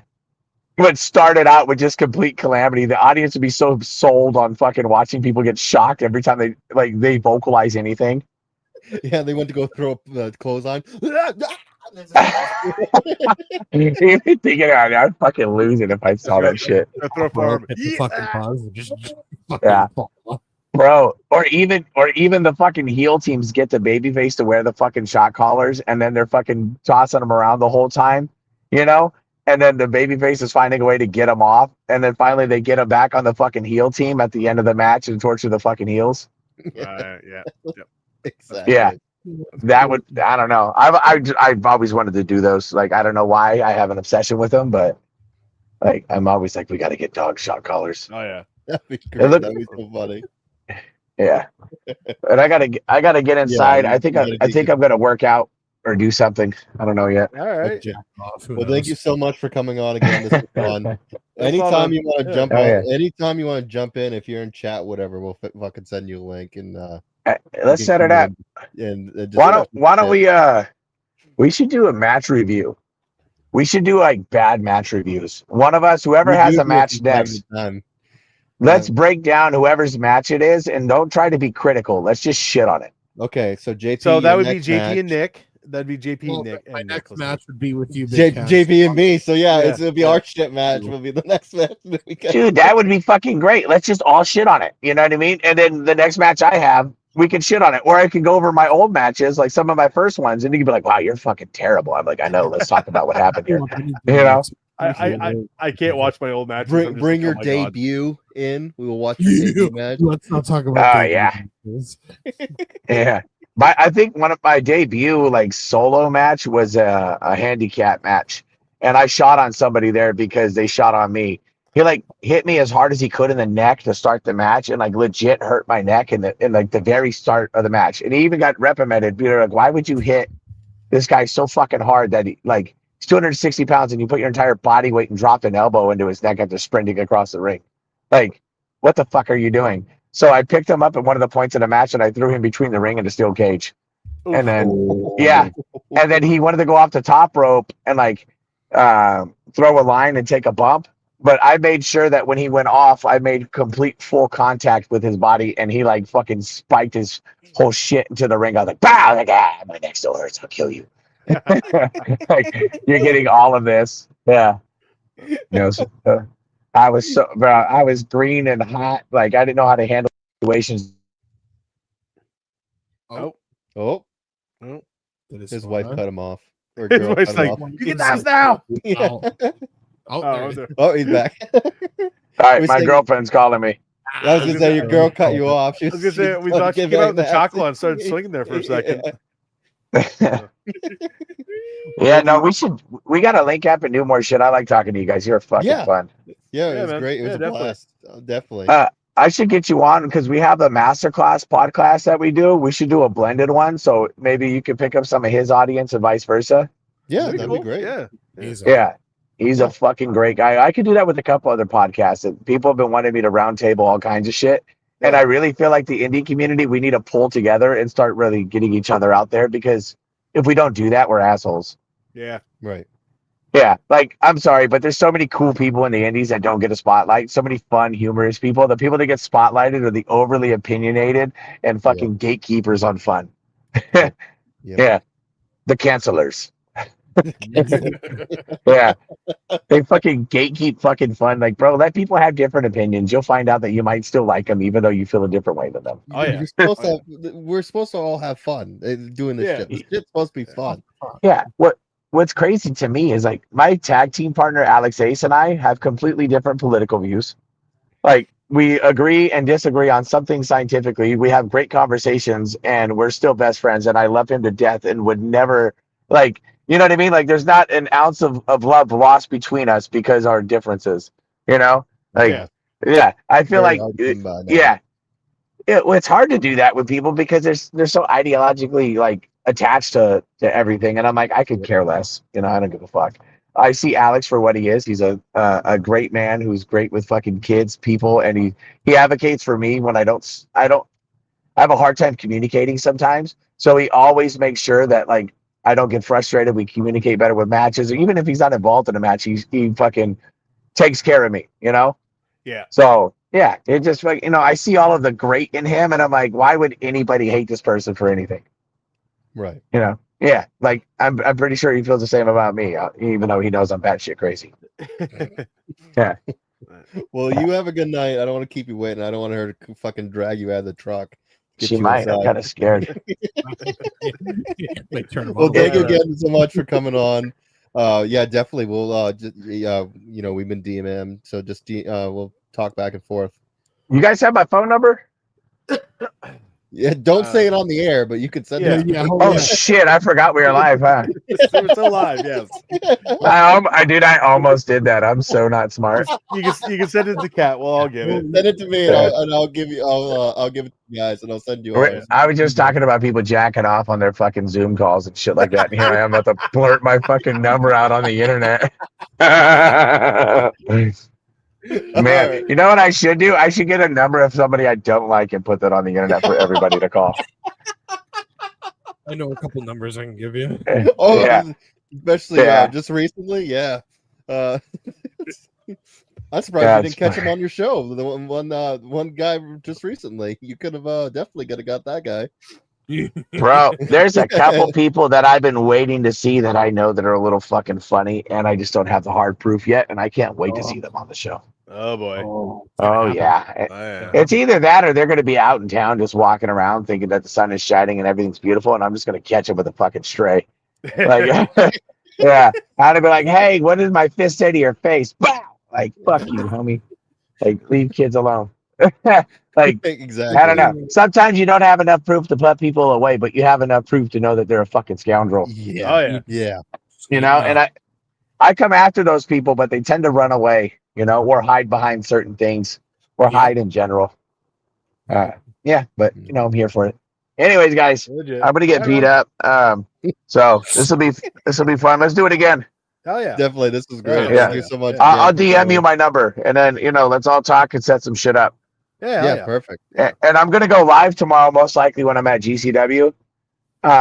So if you guys want to jump into the live, shout out stuff, we can all talk shit together. I can make you guys moderators.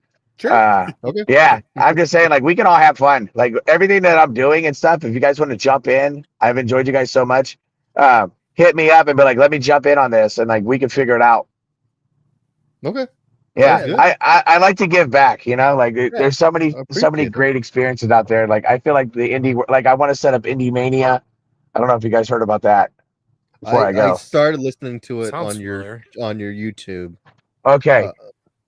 Yeah. we all need to do it. We all got to push for this on the East Coast. We got to get all the word out. Matt Cardona would be the biggest draw, obviously the biggest indie star. Oh hell yeah! Big Trouble Ben Bishop would be fucking fantastic. I like Ben. I've met him a couple times. Yeah, Bishop. Mikey O'Shea, Alex Ace, because Saudi Arabia is going to have WWE in 2 years, but I think if we do it by next year, in 2026, and have an Indie Mania 1 while WWE is still in house, we do it on a separate timeline than them, and then we build it, get the kinks out, and then do it again the second year when they're in Saudi. Yeah. Especially since no one can enjoy it when it's in Saudi. Yeah, Right. that's what I'm saying. We should set up Indie Mania, and we should make it like a fucking like a smorgasbord festival. Put hardcore matches in circus tents, get like a big ring and a good crowd around it, and just fucking go ham. Well, the hardcore, this guy right here, JP O'Reilly, he loves hardcore shit, so he'll do it. He'll do any stupid shit. Yeah, I get love you with like Journey Fatu. Get him Oh, versus okay. Nick. Hold on. That would have been I was thinking Nick Cage, but that works too. Oh yeah, Nick Cage, that'd be fucking dope. Nicky's my fucking boy. I was gonna say, you have his number, don't you? I have his phone number. You could talk to Nick. Yeah. Yeah, Nick's a stud, dude. Fucking, that'd be a fucking dream. If somebody ever tried to get me in a hardcore match though, and they brought the light tubes out, I'm telling you right now, I will steal all of your light tubes and roll around in them like an angry dog at the dog park that doesn't want to leave. And I would just fucking ruin all the glory because I didn't want to do it. I'll end up like Jigsaw from fucking Punisher. I'm like, yeah.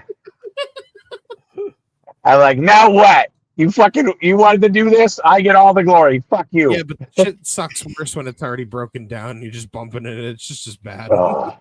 It's worse. I just think of the video of Mr. Glass when I think of the light tubes.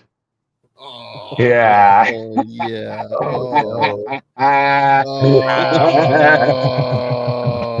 yeah. Have a good night, Doug. But I'm just saying. I want you to. Hey, you have sweet dreams. Think of the cup chicks, okay? Have a good one, bud. Catch you, man. Catch you later. Dude, Oh, Doug's a Jesus, shit. that guy is a freaking That guy's character. awesome. Oh my god. So, Did you guys see? I just Fucking shared something in man. the chat with you. It's the freaking Ricky Morton wearing this belt that's about the size of his torso. dude, we have so many chats and that we couldn't get to because I didn't want to cut Doug off. I know. It's Yeah. like I just like because I was enjoying every fucking moment. It's like, Hello, if you guys are watching or listening to this later, I'm gonna go through everything really quick. Lee Miller, Keith Harford, Yeet Witherspoon, Steve Zanf. Witherspoon is Zanf. mad. I haven't talked to Steve in forever. Jesus Christ. Yeet Witherspoon Shock. is Who else we got? we had Cameron Dow. Cameron Dow. D-Bone. Again. D-Bone. I raised I the may have end. been Not sharing really. a lot of the pod while we were at the show, like to random people. Dude, we That's kept on all right. going from between 5 and 10. It kept on fluctuating. Yeah, Hello to um, everyone that we fights. couldn't say hello to during the chat. The I'm only normal. Yeah. shitty thing is now I'm gonna have to put it on Oh yeah, I'm gonna have to put it Yeah. on I got the 450 fuck out of this podcast. yeah, sadly. But we want to say hello to everyone because we didn't get a chance to say hello to everyone. Thank you for listening and being really cool and hanging out with us and Doug and listening to Doug's stories about Dude, Black Widow's Betty. I'm not kidding. I want to see Doug and Ben in the fucking in a room together. I don't think we'd survive. I They think would we be would all die. They would be best friends instantly and Yeah. fucking doing this craziest shit. Either best friends or hate each other. There's no in between. No in between. Bro, I had to pee at the start of this podcast, and I held it in the entire time because I didn't want to miss a fucking second of I've what gone was going on. twice just because I couldn't hold it. Dude, it was great. I really enjoyed him. Like one of my Must see the- favorite guests. One of my favorite guests on. Fucking just Oh yeah, shoot Uh, the shit. Hands down, Did we have best anything pod. else tonight, or was that good? That was it. Bro, That was That it. was it. Okay. These interviews, the interviews, I literally just do I want interviews my now botches, damn it. because I'm sorry, but it's literally for this reason. I told him an hour. We are almost 3 hours on the podcast. Yep. Well, So, there's at least he enjoyed it. He wanted to stick around. That's the great true. thing. That's Yeah. true. We're, It's we're like at the end, we're like, Doug, go. Correct. Your girl's gonna kill you. She's gonna I come was up with waiting. Chakra. I was waiting for it, just the door to pop open and just fucking just grab grab the hair him. drag him Look out. You come with me. Ah! I'll tell you what. Inside now. That was probably the most entertaining podcast. Yeah, Oh my yeah. god. Probably more entertaining than any of Big Cat's matches. So I mean, Oh, Are we literally gonna, dude? I'm gonna kick your ass next week. So I Hey, can't by wait the for way, it. if you guys care, I actually debuted in New Hampshire, and I fought for a title in my debut match. And the stupidest fucking thing is, you had to have a fucking license to do it. I do, and I've got it now. So It's so stupid that you have to have a fucking it's license. because New Hampshire's the only one that still has an athletic commission. Yeah. well, no, it's not just New Hampshire. I think it's Alabama, Kentucky, and a few other states. Well, I'm gonna say out for New England, it's the only one. Yeah. But New England, It's the only reason I took so long to get into New Hampshire because I didn't have a license, and luckily there was no athletic commission at the show. Even if there was, I'd already applied for it. I'd paid for it, so I was just waiting for them to give it to me. So I'd have been like, "Look, I'm sure Chaotic. If they do anything in Nashua, they have an athletics commission in Nashua. well, Yeah. Chaotic's also huge, man. Chaotic's Right. like it'd be like Limitless doing shit in New Hampshire." Yeah, Chaotic is pretty fucking big. Like, But I was gonna say, Yeah, yeah, man. But no, speaking, it was DJ Power I took on, and I was Of all freaking people, dude, I was super nervous. yeah, Like, and I was so it's stupid a title nervous. match, and it's him. For a title Have match, fun. DJ Power, who's really, really, really good. He gets Yeah. there, and he got there a little later too, because he had some stuff going on. And he looks at me, he's like, "So what do you want to do?" And I was like, "Well, I thought this for the shine, you get a cut off here, do your heat, this for the comeback, this for the finish." Like, I'd called the match. And he looks at me, and goes, "Yeah, that's good." And walks away. And I was like, "Did I really just call a match to DJ Powers?" Then of course Monty does our finish in his match. First match, he does our finish. And I was like, "Okay, so DJ." And luckily we were fine. It's all. I'm always worried. Like I'm always worried when working people. Like when we had Anthony Green in the ring, even in the Rumble, I'm like, I'm not touching you. I'm gonna go this way so I don't fuck anything up. Like, yeah, he feared me when I came out with a fucking trash can because if you watch that show back, he didn't want to get hit.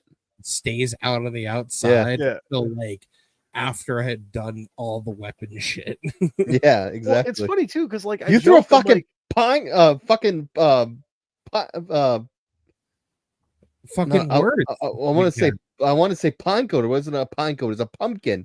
You chucked a fucking pumpkin at me. I was waiting for him to say pineapple. Pumpkin, and it fucking bounced off Ben's head and flew into the crowd. I remember hitting you with a trash can and then cannonballing in the corner. That was that fucking hurt, asshole.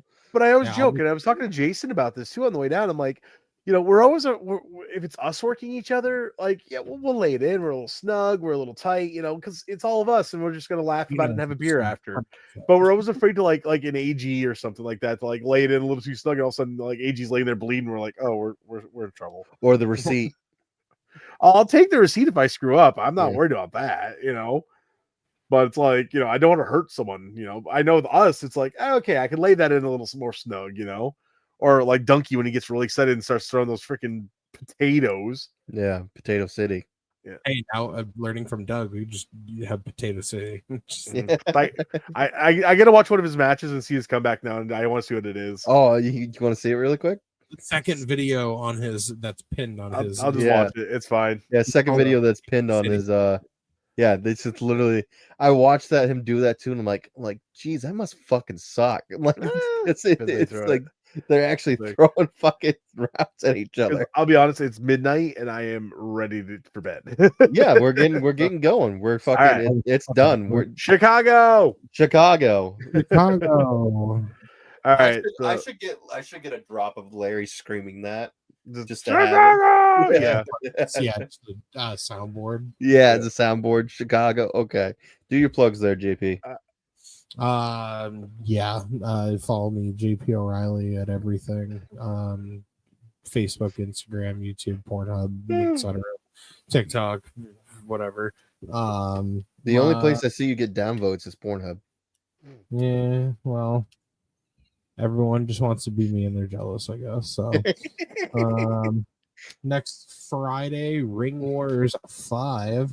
We will be in Brewer, Maine. Watch JP go stare at the lights. yeah, be taking on this fucking roly poly over here.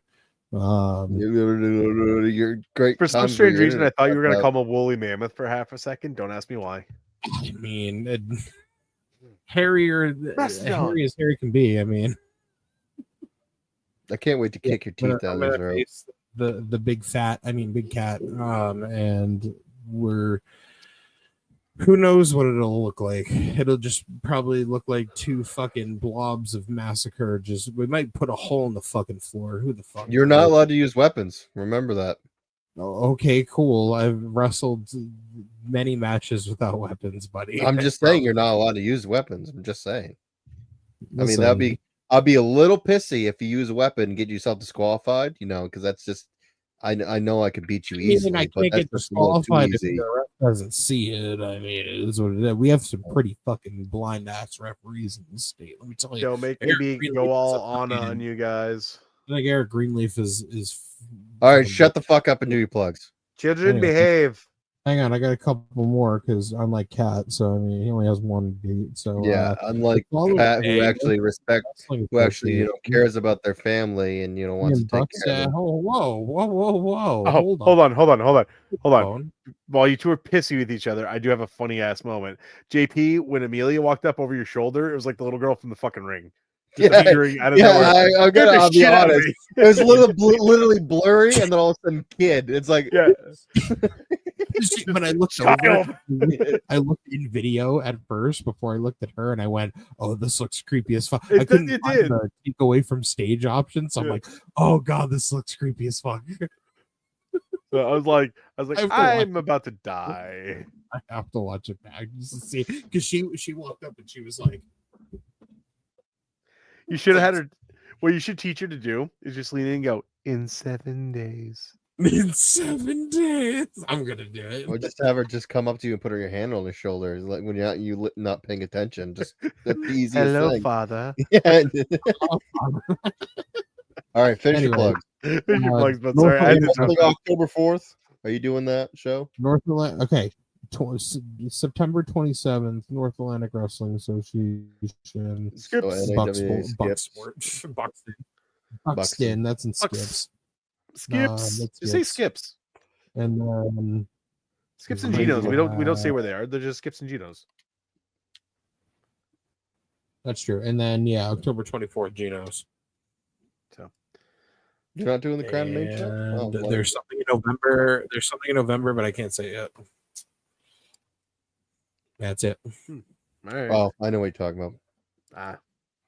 Anyways, your turn. That's I on- have. yeah, I can't say Let's it. see what I got. Next week, I am also at. I got something in December I can't talk about either. I'm also at Ring Wars. I'll be there in spirit. Because You be there working sound because you're awesome. yay. Sound bitch. Hey, listen. You might want to. You can call him a sound bitch all you fucking want, but there's a reason why everybody asks him to fucking do sound because they know he's Because gonna he- do it correctly. Fuck They're not. you, He's not gonna fuck it up. JP, Yeah. you're getting your old music. Oh, you're doing music. That's right. Can I have my new music, please? Prick. Send me whatever it is. Yeah, I'll And send it- you my new music. Yeah. Anyway, so yes, I'll He be there hasn't doing had the any music sound. in a while, I might 'cause actually wrestle, depending. I am first alternative. So if someone doesn't show up, it'll be me. Oh, so it'll be you Um, versus me then, because you probably Wow. No, Cat will actually show up. I will show up. can get out of bed. Unless next- it's emergency, I will show up. Next night will be again. That'll be NAWA. It's Skips in Buxton. I will Skips is not be fun. there. Come down. Booze is good. The food is freaking Oh, awesome. Their chicken bomb sandwiches. It's so good, so tasty. The last I- time I was at Nawa or at Skips was me and B.A. Cal- Tatum in a Lego match. What the fuck are you doing? Going like this because I'm thinking, I'm like, you know what we haven't done in a bit? We haven't done another fucking live show at Benjamin's, but at the same time, I kind of want to have actually like good equipment next That'd time be we do it. Then next show beyond that will be October 4th for Crown of Maine Wrestling. That'll be fun. I'm taking on Chad Casanova once again, and I will drop him on his little beanie head. Who am I wrestling with fourth? You I'm are wrestling wrestling Battle. DL Santos. Dios Santos. Yes, and then after that, there's another show coming up. I was supposed to wrestle this weekend, but unfortunately, due to circumstances beyond everybody's control, there's no show this weekend. Yeah, Yep. due to sad news, but it's not. It's I'm not mad at anyone. I'm just saying. No. I'm just saying it's sometimes life is unfair and I was excited to wrestle, and well, here we are. shit happens sadly, and And you can find me on all social media platforms at DOTDNix. That is DOTDNix. Yeah, that's pretty much all of them. So, all right, have at it. I'm tired. Ring Wars and ProWrestlingTees.com. Sorry. Yeah, ProWrestlingTees.com. Brainbuster Tees for per session merch. If you guys want to see that as well as mine. October 4th, I will be at Crown of Maine hanging out with Dylan X, doing her shit. And there's 2 more dates I have that I can't talk about. Not yet. What are these dates? Am I at these dates? What's going on with these dates? They don't exist. Well, I know that you're not. Both of you aren't the 4th because I'm not allowed to talk about it. Okay, you gotta hit me in the chat. I don't know what the hell's going on. I don't know if I'm allowed to talk about it. Must be a special wrestling. It's a very special event. So Yeah, I don't know. hit me in the chat. I want to know what's going on. If it leaves the chat, I know who. It will not. It's fine. Just because I was told not to talk about it. So yeah, of course. If he's watching this, must be desperate. Whoever it is. So, all right, fine. Don't hit me in the chat. I don't care. Yeah, it's like yeah, I might not. I probably won't because I don't want it. Because I like to have secret information. If the secret information goes out, then he's just embarrassed. I'm not. Well, no. Actually, no. This is a pretty good opportunity, and I'm actually kind of excited for it. So, all right. And when do you deserve a good opportunity? Same as you, buddy. Children, are we gonna hash this out again? Are you gonna cut the podcast again because you were having a little bitch fit? What? I wasn't even thinking about it. But, don't you fucking do it? Don't you do it? Don't you do it? Fuck you. Big Cat Tyler Adams on TikTok and shit. Instagram. Tyler Adams on Facebook and Twitter. Per sessions, everything. Follow us. Audio.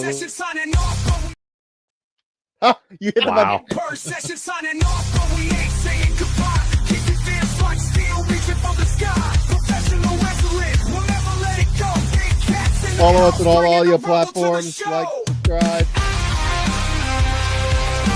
cannot not in the show stuff.